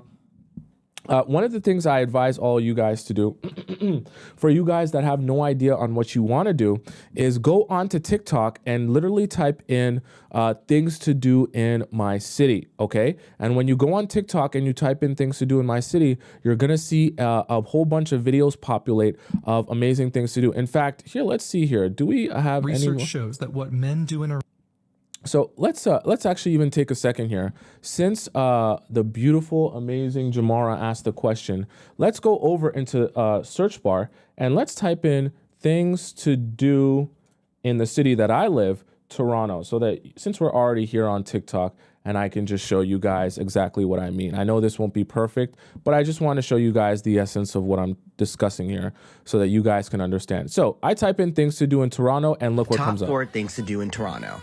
Check out the CN Tower, where you can buy tickets to top restaurant with amazing views and delicious cocktails for shopping, restaurants, and things to do. So obviously these were restaurants. So I'm going to show you how you should look for better things to do than just restaurants and clubs, because you're not going to be going to restaurants and clubs. Let me show you something better. Here's a roundup of all the cool spots I checked out in Toronto last month that you'll probably want to save if you're visiting Toronto soon. Starting off with Arcadia Earth, it's a multi-sensory experience that just opened up at Toronto. I've actually been there. So this is like a little place where you go and you explore this whole bunch of different scenery, and it's supposed to be like a sensory and a visual experience, like a visual museum almost. Where is this? Location. The ROM is free every third Tuesday of the month. This is a restaurant here. Okay, let's see. Hotel Arcade, right? We can skip ahead here. This is food. But there's lots of people, right, that will show you and populate for you a whole bunch of stuff that you can do that is not just going to the club. Look at this right here, okay? So this is someone going for water skis, okay? A water bike. Right? You go for water skis. Here is another person. This is the Toronto Islands. Like, these are the porch, right? These are all things that you can do. So I can even type in date night in Toronto. Now, this is the thing that a lot of people do. And there are some amazing creators that do this for you guys. They'll show you how to go on a date night that is not going to a club or a bar, because they know most people are going to go to club or bars for date nights. So they recommend to you some things that you're able to do that is not going to a club or a bar. So here's an example, okay? Now, I know that these are date nights and this is not necessarily, oh, where should I hang out or what should I do? But I just want to say that you can use this. This is not your typical date night spot in Toronto. Guaranteed you've never tried anything like this before. Do you follow for more? Okay, so Let Room is basically like a ponchos. So this is a place, I don't want to play it because of the music, but this is a place where you go and you like do a paint splatter and stuff like that. And, you know, you just get all messy and it's like glow in the dark paint and you have some fun. Okay. Now, I know some of you might be saying, Tomisin, I'm way too old to be splattering paint and all that stuff like that. Tomisin, that's not where people my age will be hanging out. I understand. I'm just using this as an example so that some of you can understand. On TikTok, you can get a lot of ideas. So you might scroll through and you might get an idea or see something that you're like, oh, I would love to go there. So then what I want you to start doing, okay, this is a perfect one. And I seen this one and I saved this myself. If you live in Toronto or the GTA, I have the perfect date night for you for Valentine's Day. We went to a perfume making workshop today and it was definitely one table, aprons, and a ton of different scents to smell. You basically. So this place here, you can make perfume. Okay, I'll kind of mute her voice here, but you can make perfume here in a perfume shop. So these are things that you can just go with your friend. Like, go with your girlfriend to this shop and, you know, do something, have some fun, enjoy yourself. And the thing about it is, every time you step outside of your house, you give yourself an opportunity to meet new people, right? And you never know who you might meet any time that you step outside of your house. So don't be thinking that, oh, I should only go places where I can meet single men who are ready to marry me. Think to yourself, let me go places that I already enjoy, that even if I don't meet a guy there, I'll enjoy myself doing the thing. Then your life will be about enjoying yourself rather than putting so much pressure on yourself to say, every time I step outside of the house, it should be to meet a new man. Right? And when you take, I promise you, as soon as you take that pressure off of yourself, your life will become so much easier. Okay. All right, guys. With that being said, it is time now. Okay. We had some fun scrolling through TikTok together. We're scrolling through TikTok while on TikTok. It is now that time. Okay. That time in the Discord or in the chat. Can you tell me in the chat what time it is? I want to know in the chat what time it is. We just went through TikTok inception. Yeah, you're right. Tell me right now in the chat what time it is. I want to know if you know. Don't look at the watch. Don't look at the clock. Don't look at your phone. It got nothing to do with your home, okay? I want to know if you know what time it is, all right? I'm going to tell you if you don't know. And if you're unsure, Beatrix, how'd you do that? How'd you use that emoji? It's like a loading emoji. I like that. Anyways.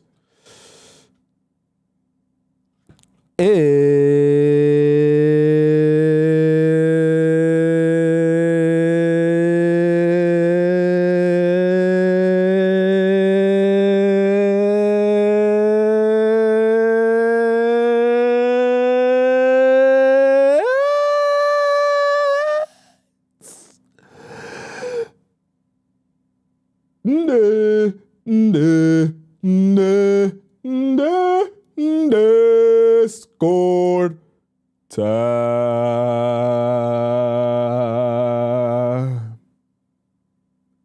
Yeah. All right, guys. Let's hop into the Discord here. And we're going to have some beautiful, amazing, awesome discussion. So many different segments, so little time. We might have to start making the show 3 hours. I'd be on here yipping and yabbering for so long. Okay, let's hop into the Discord here. And for those of you who are unfamiliar and are new here, you might not know what Discord time is. Discord time is essentially where all the amazing members of the Players Club get an opportunity to ask me a question about their relationship, situationship or relationship, and I answer it live on the show. Now, you have multiple ways of sending in your question and getting me to answer it on the show. And you can do that in the first way by sending your question into our free relationship advice section in the Discord, just by going in the link in the bio on TikTok or the link in the description on YouTube. You ask your question in there, make sure you format it the way that the example post is, and I will answer your question on a first come, first serve basis. But keep in mind, if you ask your question today, it's going to take me about 30 days to answer your question because I got to get through hundreds of other questions. And the oldest question is about 30 days old, and I have to answer all of those first before I get to yours, okay? So it'll take me like a month to get to yours. Now, if you're too impatient to wait that long, that's perfectly fine. You have another option, which is Relationship Advice Premium in our same Discord.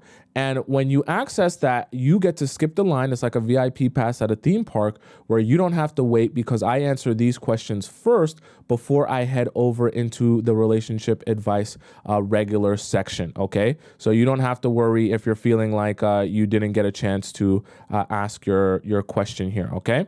Let me just make sure that all of these questions have been verified.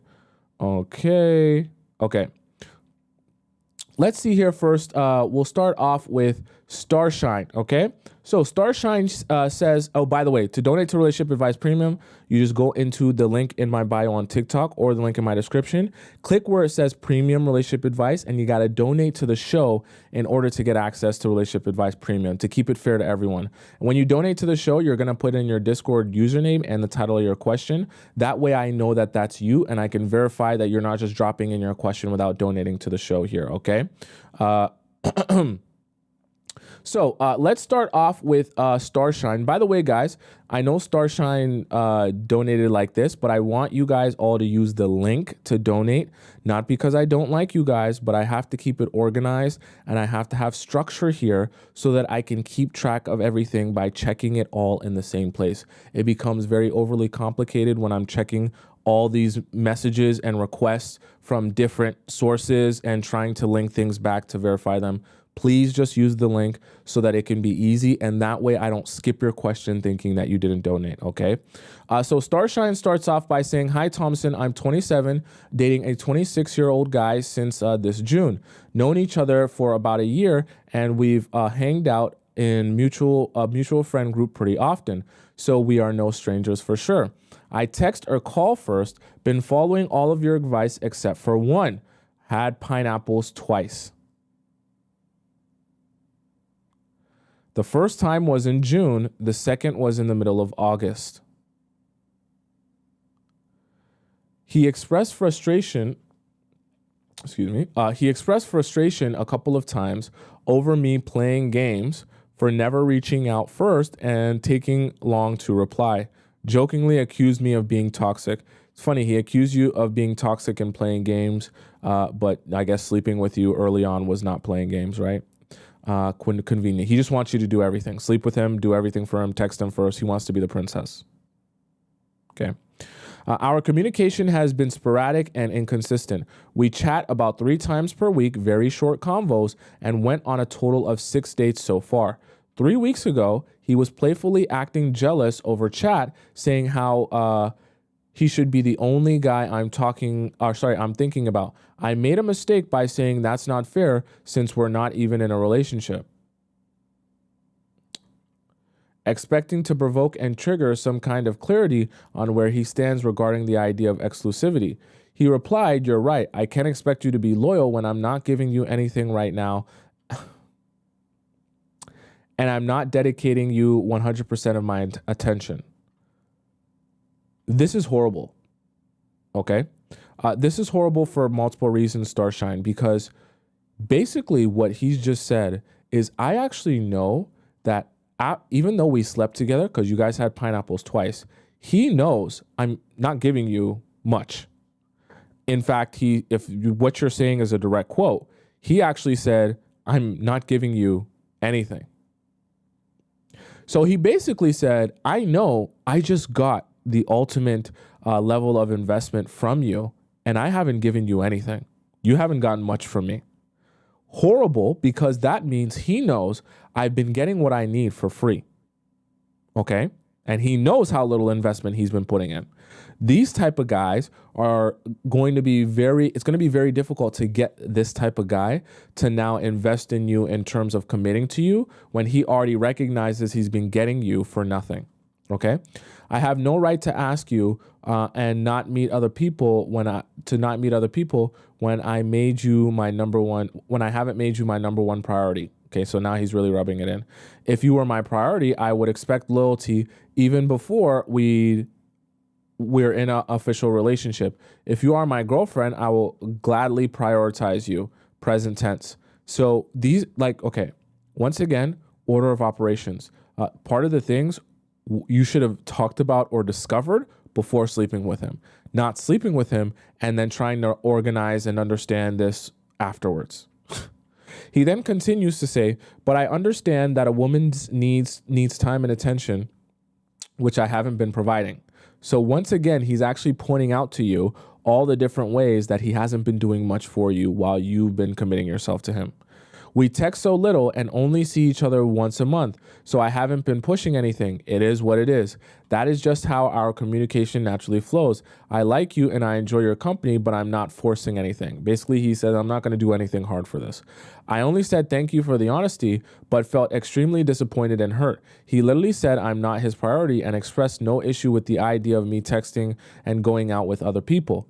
Since then, 3 weeks have passed, absolutely zero contact, dead silence.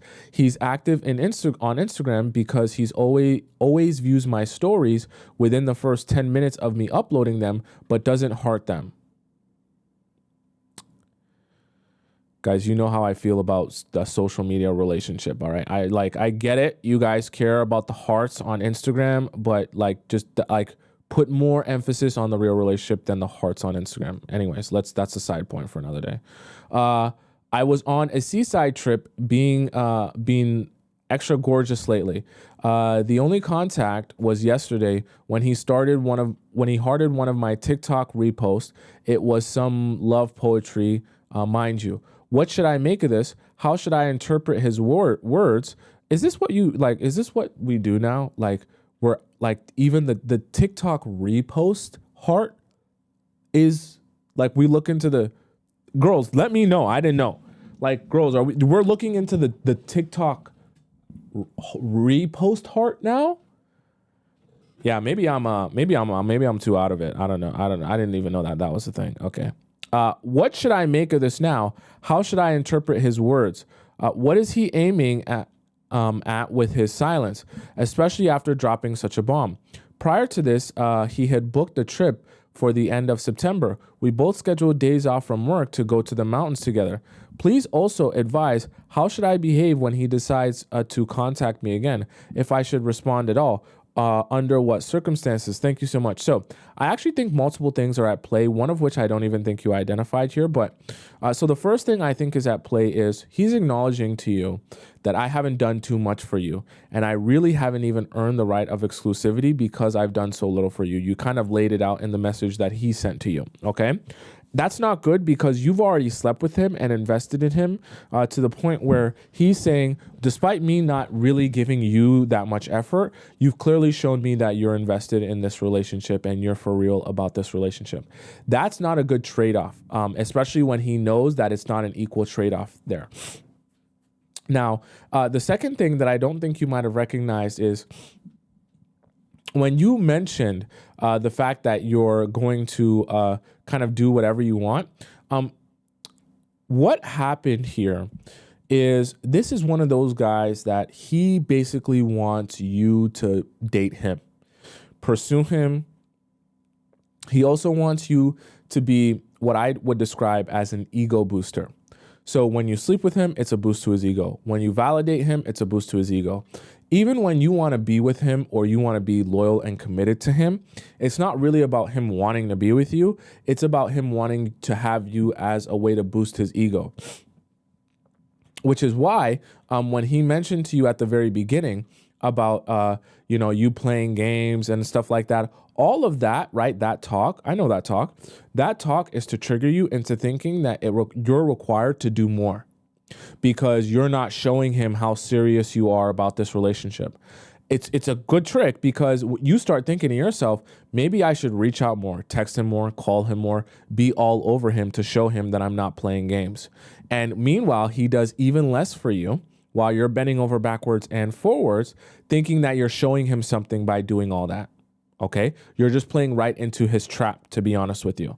Okay, and then the second thing, the other thing about that is, you have to understand that when he realized that you weren't going to boost his ego by being like, yeah, I'm totally 100% committed to you despite you doing nothing for me, that's when he kind of sent that long message like, oh yeah, it's not like I do anything for you anyways. Fair trade. I basically shun you and I basically treat you like trash. So I guess if you're not committed to me, it doesn't really matter anyways. Just understand that majority of that message was to make himself feel better about the fact that you not necessarily rejected him, but you rejected the opportunity to boost his ego there by telling him how much you want to be with him and only him, while he recognizes that he's done nothing for you. Because what he wanted to hear was you say how you're going to be so loyal and committed to him, while he recognizes that, yeah, I've done absolutely nothing for you, and look how much you're willing to worship me. When his ego got hurt, he sent the long message to basically say, yeah, I don't even F with you either. So it's good that you don't mess with me and you're not committed to me or loyal to me because I barely even like you, type of thing, right? And that's why he went so over the top. Now, in terms of what you should do now leading up for the future, I want you to do less than nothing. I know that it's going to sound weird and going to sound toxic, quote unquote, but the reality of it is this is a guy that wants you to do more so that he can do less. And the best way to realize if a guy's really there to build with you is to start doing nothing for him and see if he continues to try to build with you. If he continues to try to reach out to you, text you, go on dates with you, be respectful to you. Don't give him anything. Don't sleep with him. Don't text him. Don't call him. And let's see if the relationship still goes on.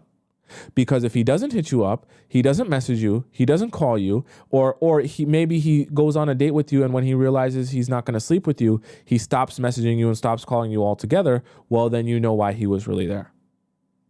And it wasn't to twiddle his thumbs and call each other best friends. Okay, so I hope that makes sense to you there. Let's go on to our next question here, which comes from, let's see here. Our next question comes from Lola Chopsky, okay? So she says, texting question, all right? Lola Chopsky says, hey, Tommy, what is your advice on texting between dates when it's 2 to 3 week gaps past due, I guess I think you meant say, due to us being busy with our schedules, especially in early stages. I know you say to have save deep talks for in person, but I have that connection, but I worry that connection will fizzle out if there's no communication. Right now, I get how was your week and what are your weekend plans type of text from the guy I'm dating. He shows interest in my life, but how to answer to engage him more. I usually reply with short paragraphs of what I've done, showing I've been busy. He sometimes asks follow-up questions, but I feel conversation doesn't flow on text as in person, of course, or keep communication to a minimum in longer gaps between dates. Of course, I love to phone call, but I feel if I ask for that, I'd be a pick-me-sha. Or it's okay to ask for phone calls and video chats. Guess if he's truly interested, he will suggest that, but not everyone is a phone call person or do nothing. In your experience, do long gaps between dates cause a loss of interest in men? Do you have any tips in general for engaging texting to make flirty or like a mysterious vibe, as I feel my texts are too factual of what I'm doing or when he asks thanks? Okay, so I actually have a perfect answer for you, Lola Chopsky. I want you to stop using like words, like typing words, and start using pictures and videos. So for any of you guys who are trying to think about how to like keep things interesting when you're not together and you're not sure what to do, like Lola, start using pictures and videos to explain what it is you're doing. Because the pictures and videos are so much more impactful, and it allows guys to see that not only do you say you have a life, but they actually are seeing you have a life. So for example, if you are going to a salsa class and you're at the salsa class, take a small short video of the salsa class. Then when he asks you what you did today, you can send him a video of the salsa class, or take a couple of videos, right? If you go to the gym, take a video of your set. If you go to like a work event, take a video of like the setup and or concert or whatever it may be. And actually don't just post that, but like send that directly to him when he's asking you what you've been doing and what you've been going about in your day. It does multiple things. One, it's easier to strike a conversation based on what he sees in the video. And obviously you don't want to be texting like a whole bunch or talking a whole bunch over text, but just to, keep it kind of conversational.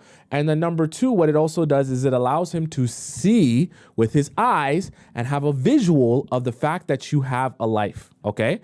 I know that sounds really like, kind of like mean, but what I mean by you have a life is, when guys don't know you, they don't know if you actually spend your time doing a whole bunch of stuff and are busy. So the thing about it is also when you're actually not texting him and you're doing other things and you're not readily available, because he has that visual of like, hey, you go to art classes, or you do painting, or you go on hikes, or you go on these trips and things like that, whatever it may be, he actually understands when you're not texting him that, oh, she's probably doing one of those things that she's shown me before. It's like Snapchat, but for adults, except instead of Snapchatting the side of your face or your dog, you're Snapchatting him like part of your day as it's actively happening. So that on an ongoing basis, he can actually see the fact that you have a life, respect that, and know to himself when she's busy, she's actually busy doing something else. And then also, because you seem more interesting, he's like, oh, Actually, I didn't even mention to you, I love going on hikes. Or maybe you guys live in the same city and you're walking a trail that he regularly walks. And he's like, oh my God, you're walking the exact trail that I always take my dog on. I didn't even know that do you take that trail regularly? I'm literally go there every day.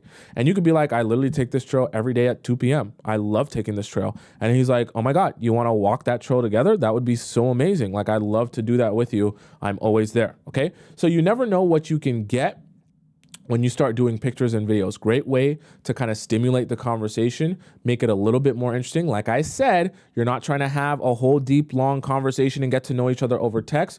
But if you're in a place where you're like, Tomisin, I don't know how to make it a little bit more interesting than just making it seem like I'm super bored or disinterested, send pictures and videos of what you're doing. Now, for those of you who are like, I don't do anything all day. I just sit at home and stare at the TV and watch Netflix and watch you and watch paint dry.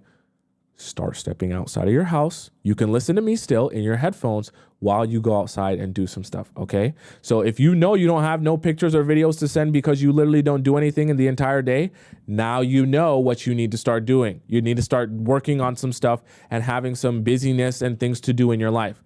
There is no good life where you just sit at home and stare at the wall all day. That's not no good life.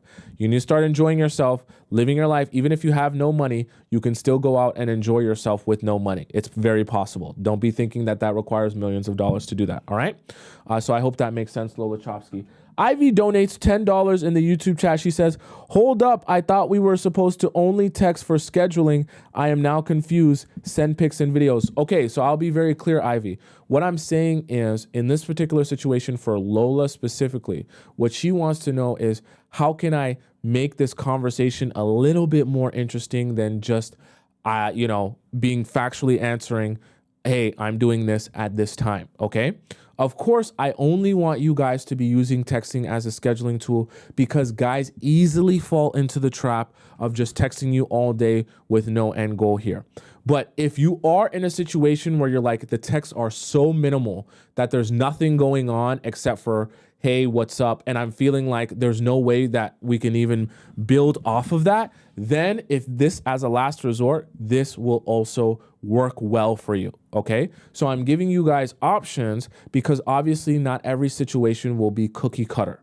So I'm giving you guys options on how to utilize different tools in your tool belt without falling into the trap of just being like, okay, I'm just going to get to know you over text. You don't want to become a textaholic, but you also, if you're in a situation like Lola, if you're looking for alternatives, this can be an alternative that can serve both issues, if that makes any sense, right?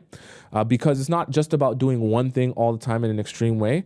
You want to be able to be maneuver like water and, massage and work on situations as they need it, right? Get good at analyzing situations. Now, what I will say to that, and I want Ivy and everyone else to hear me in this, some of you are going to try this and you're going to realize he still doesn't ask you out on any dates and nothing comes of that except for just more chit chat. At that point, you have to realize when this isn't working or going anywhere and just stop wasting your time. Okay, this is only to meet the end goal of eventually maybe just keep it a little bit more interesting. A guy like in Lola's case, you're already been dating, so you want to keep it interesting instead of just going cold turkey when you guys aren't speaking or when you guys aren't going out on dates, right? But if you're trying to use this to get a guy to be interested in you to ask you out on the first date, it's probably not going to work the way you want it to work. All right. So that's my response, Ivy. It just, every situation requires a little bit of nuance, and this is a option, right? An option. Nay says, am I too anxious? Nay says, hey, Tomisin, I just recently went on a first date with a guy I met from Bumble.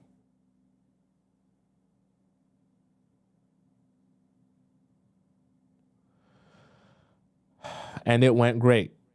Yeah? So why are you sending me this message? Let's see how great it went. He was assertive and planned everything out. Was really handsome, funny, and we had a great conversation. We share a lot of the same beliefs, and at the end of the dinner date, he wanted to continue talking, so we went on a walk. During this walk, we talked about our faith, and with him being new to the state, I asked him if he found a good church yet. He said he hadn't. I told him mine was nice, and he said I should invite him. So I did. That's funny when someone says, you should invite me. Why don't you just ask to come then? That's funny. This was Wednesday the 4th. At the end of the date, we kissed, and it was really sweet and respectful. No grabbing or anything crazy. He told me he had a great time and was looking forward to seeing me Sunday for church. Okay. The rest of the week, I rarely heard from him, and he went completely MIA Saturday, so I wasn't sure if we were still on for the next morning. Wait, I'm confused. So you guys were supposed to go to church together? Why couldn't he just meet you at church? That's beside the point. Let's go on. I texted him and asked if we need a rain check, and he said sure. He apologized for being so busy and asked if he could make it up to me this week. I agreed. So church was the date. Okay. Again, he went MIA for another 2 days, and now it's Wednesday with no plans for the week. I ended up telling him it wasn't going to work since our schedules are conflicting, and he basically just said, okay, take care. Damn. Was I being too anxious? For our first date, he was very quick to plan, and it wasn't last minute. We are both busy with our lives, but I feel like if you are planning to see someone, you can at least make the plan, confirm it, and that's all the communication that's needed. I don't even like a bunch of texting, but leaving me undelivered and confused about when I will see you next especially early on, is annoying. Am I the problem? What should I have done differently? And do you think I should tell him he's still invited to come to church? Okay. Thank you for your message, Nay. Okay. And I want to be very clear with you. This is something that happens a lot more than you guys realize. So don't feel like, Nay, you're a bad person because this happened to you.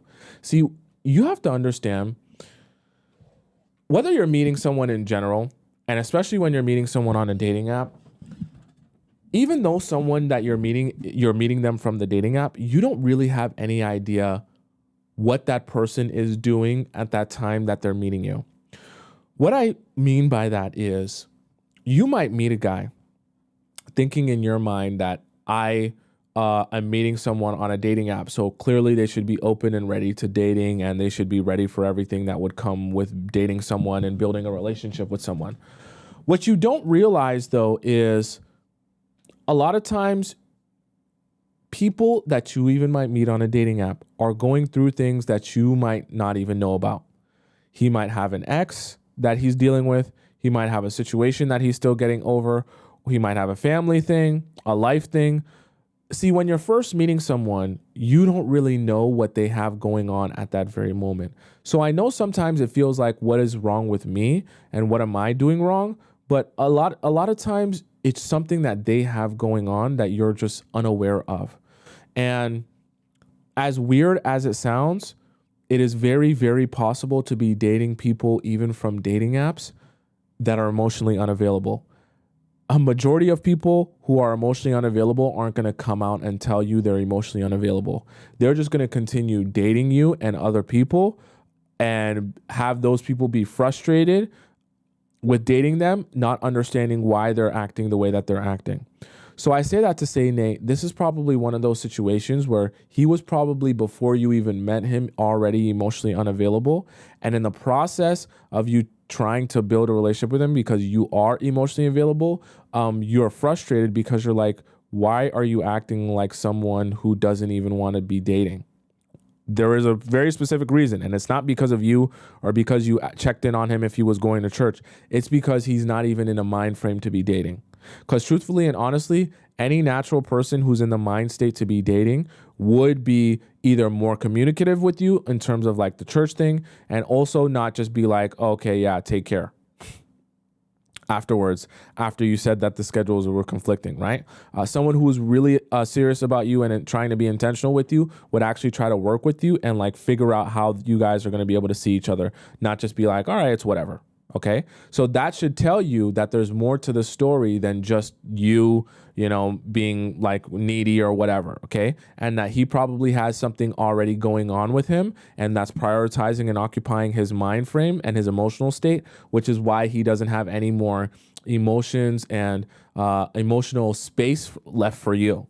Right? You'll start to notice that when you meet people with very little emotional bandwidth, I call it, left, that when they meet you and interact with you, it feels very cold and distant, and you're wondering if it's something to do with you, when a lot of times they have less to little to no emotional bandwidth because that's being invested into someone or something else. Okay? Does that make sense to you guys? All right? I hope that makes sense. That was all our premium questions. So I'll do a couple. I think we had one that was really long. So I might only be able to do one of the free ones today because one of them was like real long. Let's see here. Was it this one? Confused Men. Oh, no, it wasn't this one. Reddit dating experience. Oh, it was this one by Mixie. So let's do Mixies. I know this one's, oh no, this one's not that long. So Mixie says, me and my boyfriend went on a date. He's been my boyfriend for 2 months and it was going well. He took me home at one moment. While he was buying some chips and stuff. I had his phone on my hand and accidentally saw the notifications. I promise I wasn't trying to check his phone at all. Chat, do you believe that? Are we going with that story or no? A girl told me that was his best friend from middle school had called him 2 times. So sorry, a girl that he told you was his best friend in middle school called him 2 times. I don't really know most of his friends because our talking stage was only 3 weeks and hoped a bit. Wait, what? And I hoped a bit fast in the relationship. I think you might say you hopped like a bit fast into the relationship. Wait. So you talked for 3 weeks. Sorry, I just didn't even realize what you said. And then now this is your boyfriend after 3 weeks of talking. Okay. Vibes. Okay.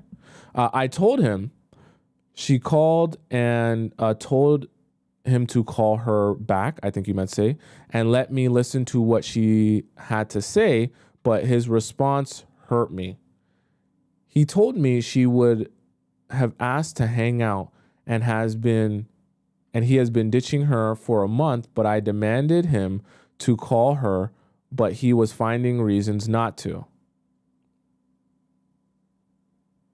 Didn't we just talk about girl best friends? He then called her, but wouldn't let me listen.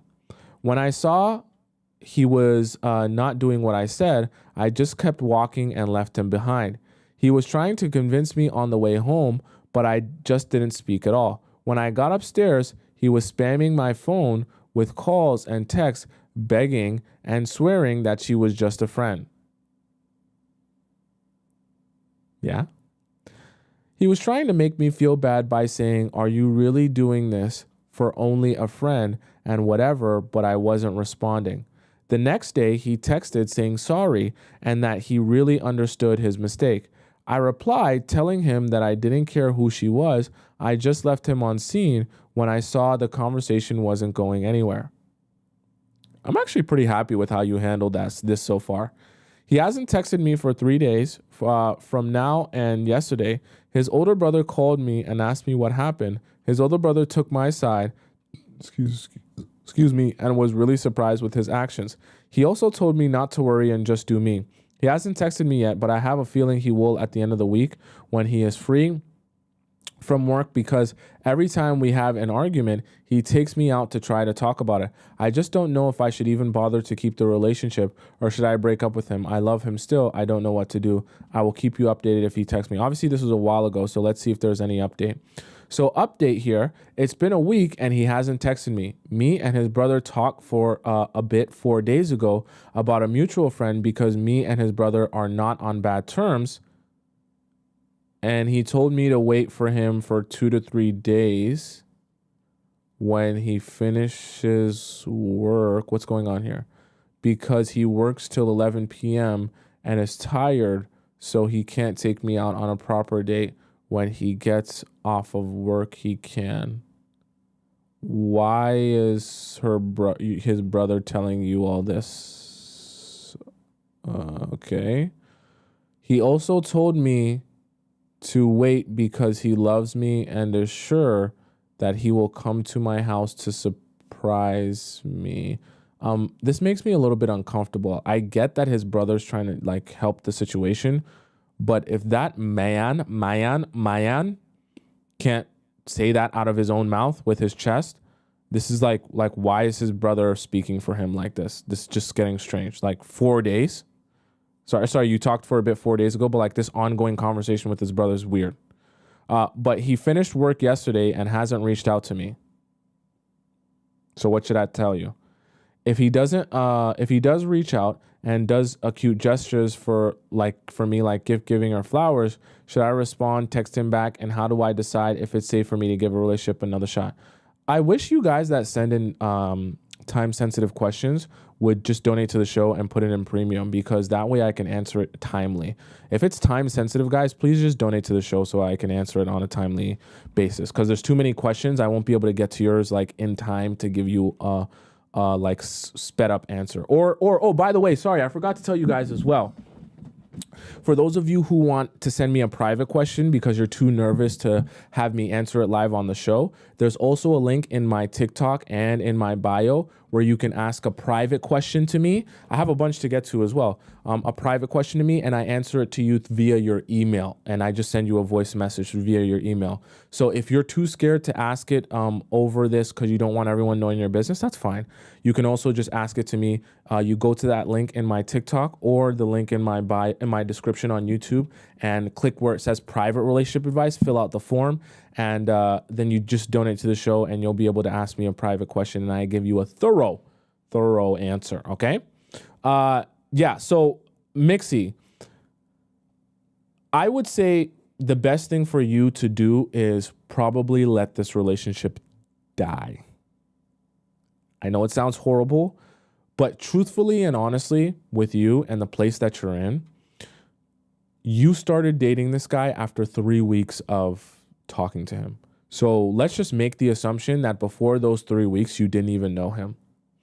So you met him, you talked to him for 3 weeks. Keep in mind, in the timeline of the 3 weeks, it's not like you're seeing him every day of those 3 weeks.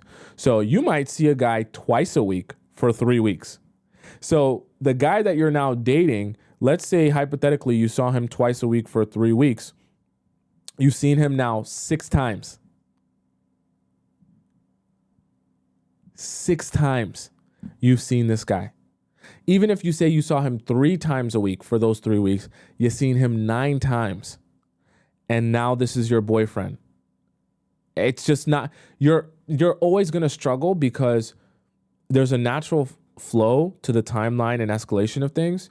And if you don't really know that guy, you're going to make a guy your boyfriend without having a real understanding of what he's about, how he processes things, how he goes about fighting, how he treats you when he's stressed out. Like I always talk to you guys about the range of emotions that you have to know, go through with someone in order to actually know them for real. There's so many things you got to learn about someone that you really can't do in 3 weeks. Okay. Even if you're seeing them every day, 3 weeks is not enough. You need time to be able to like really know about someone for real. And that was part of the mistake overall. And it's only been 2 months that you guys were dating and you're already having these type of problems because honestly, you don't really even know the guy that you're dating. And so part of the reason this is fizzling out so easily, despite it being your boyfriend, because if you're not speaking to your boyfriend for a week, that's not your boyfriend anymore. Like a week, no text, no call, no nothing. Yeah, you're going on like what is left there, okay? Especially when you guys haven't even built enough for this to be like a week for a deal like this is not good. Is not good. And so I honestly think for you probably want to let this relationship just fizzle out because it's probably already going to do that anyways. And I don't want you texting him. I don't want you reaching out to him because there's just nothing to do there. I get it. He tried to apologize at the beginning, but it's already showing signs of very weird behavior because who is the girlfriend and why can't he speak to her when you're around? Remember what we just had an amazing TikTok where someone said, if you want to be a good girl best friend, you better make sure you speak to the girlfriend to make her known that everything's okay and we're not here to do anything sneaky. Yeah, if your guy is trying to not have you hear what he's saying to her, it's because he either knows how he talks to her is inappropriate or how she talks to him is inappropriate. And so he can't be allowing you to hear that conversation. And guys aren't dumb. Okay, guys aren't dumb. So I think you probably just want to let that one fizzle out if it already hasn't. Okay, I know you sent that message a while ago. Let's do one more here. Okay, so we got Star here. Star says, need help figuring out what to do. Okay, let's see if we can help Star here figure out what to do. Star says, hi, Tomisin. I love your channel. I'm a late 30s gal, 36, who has been off and on the dating scene, dating the same person who's 30 for a few years. Whenever I hear on and off, it doesn't make me feel good. It makes me feel nervous. We recently broke up again, but we still have been keeping in contact. No pineapples. As an example, when I was very ill, he brought me groceries and supplements, but overall, he has been increasingly short and sometimes a bit rude. This is intersped with random acts of kindness.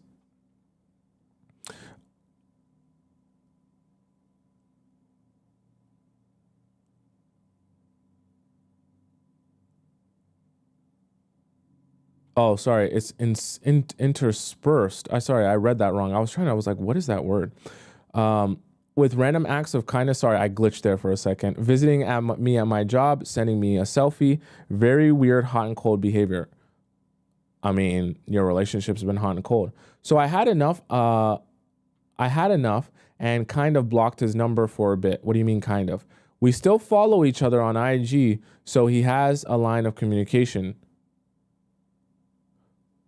Why not block the IG and keep the number? Anyways, obviously he is not getting any pineapples, so I don't really understand the purpose of this behavior. He is not dating anyone else he sees. Should I continue to leave his number blocked and just move on?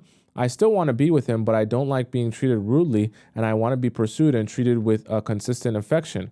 This has been going on for 2 months. I would prefer to rekindle the relationship because he is the one I want to be with. But I also feel like if you're not going to be consistently kind and respectful, then leave me the F alone and allow me the space to move on. How should I approach this situation? The second part of my question, I'm a little older. Obviously, I work late nights and weekends in hospitality. If you recommend moving on, but no dating apps approaching men, how am I supposed to meet people? I also do not drink or do drugs, so I don't go to bars, etc. Should I commit to taking off a weekend day off for socializing? Where do I find stable, bodacious hunters with my scheduling restrictions? Okay, that last part was funny. But so Star, I think honestly, whenever you say you've been in a hot and cold situation, this is a situationship with a guy where, you know, everyone's confused on what's going on. That's already not a good sign. So you're wondering why the guy who you've been in a hot and cold situationship is acting hot and cold. That's because that's what your relationship is. If you don't like that, leave this guy alone and stop. You can't. People are beings of habit. Okay. So if a guy is showing you that with you, he's continuously inconsistent, that is actually the consistency there. Okay. So you need to be identifying that the consistency is the fact that he's inconsistent and hot and cold. Once you notice that pattern of behavior over and over again, you need to understand that that is him, at least him in the version that is dating in with you.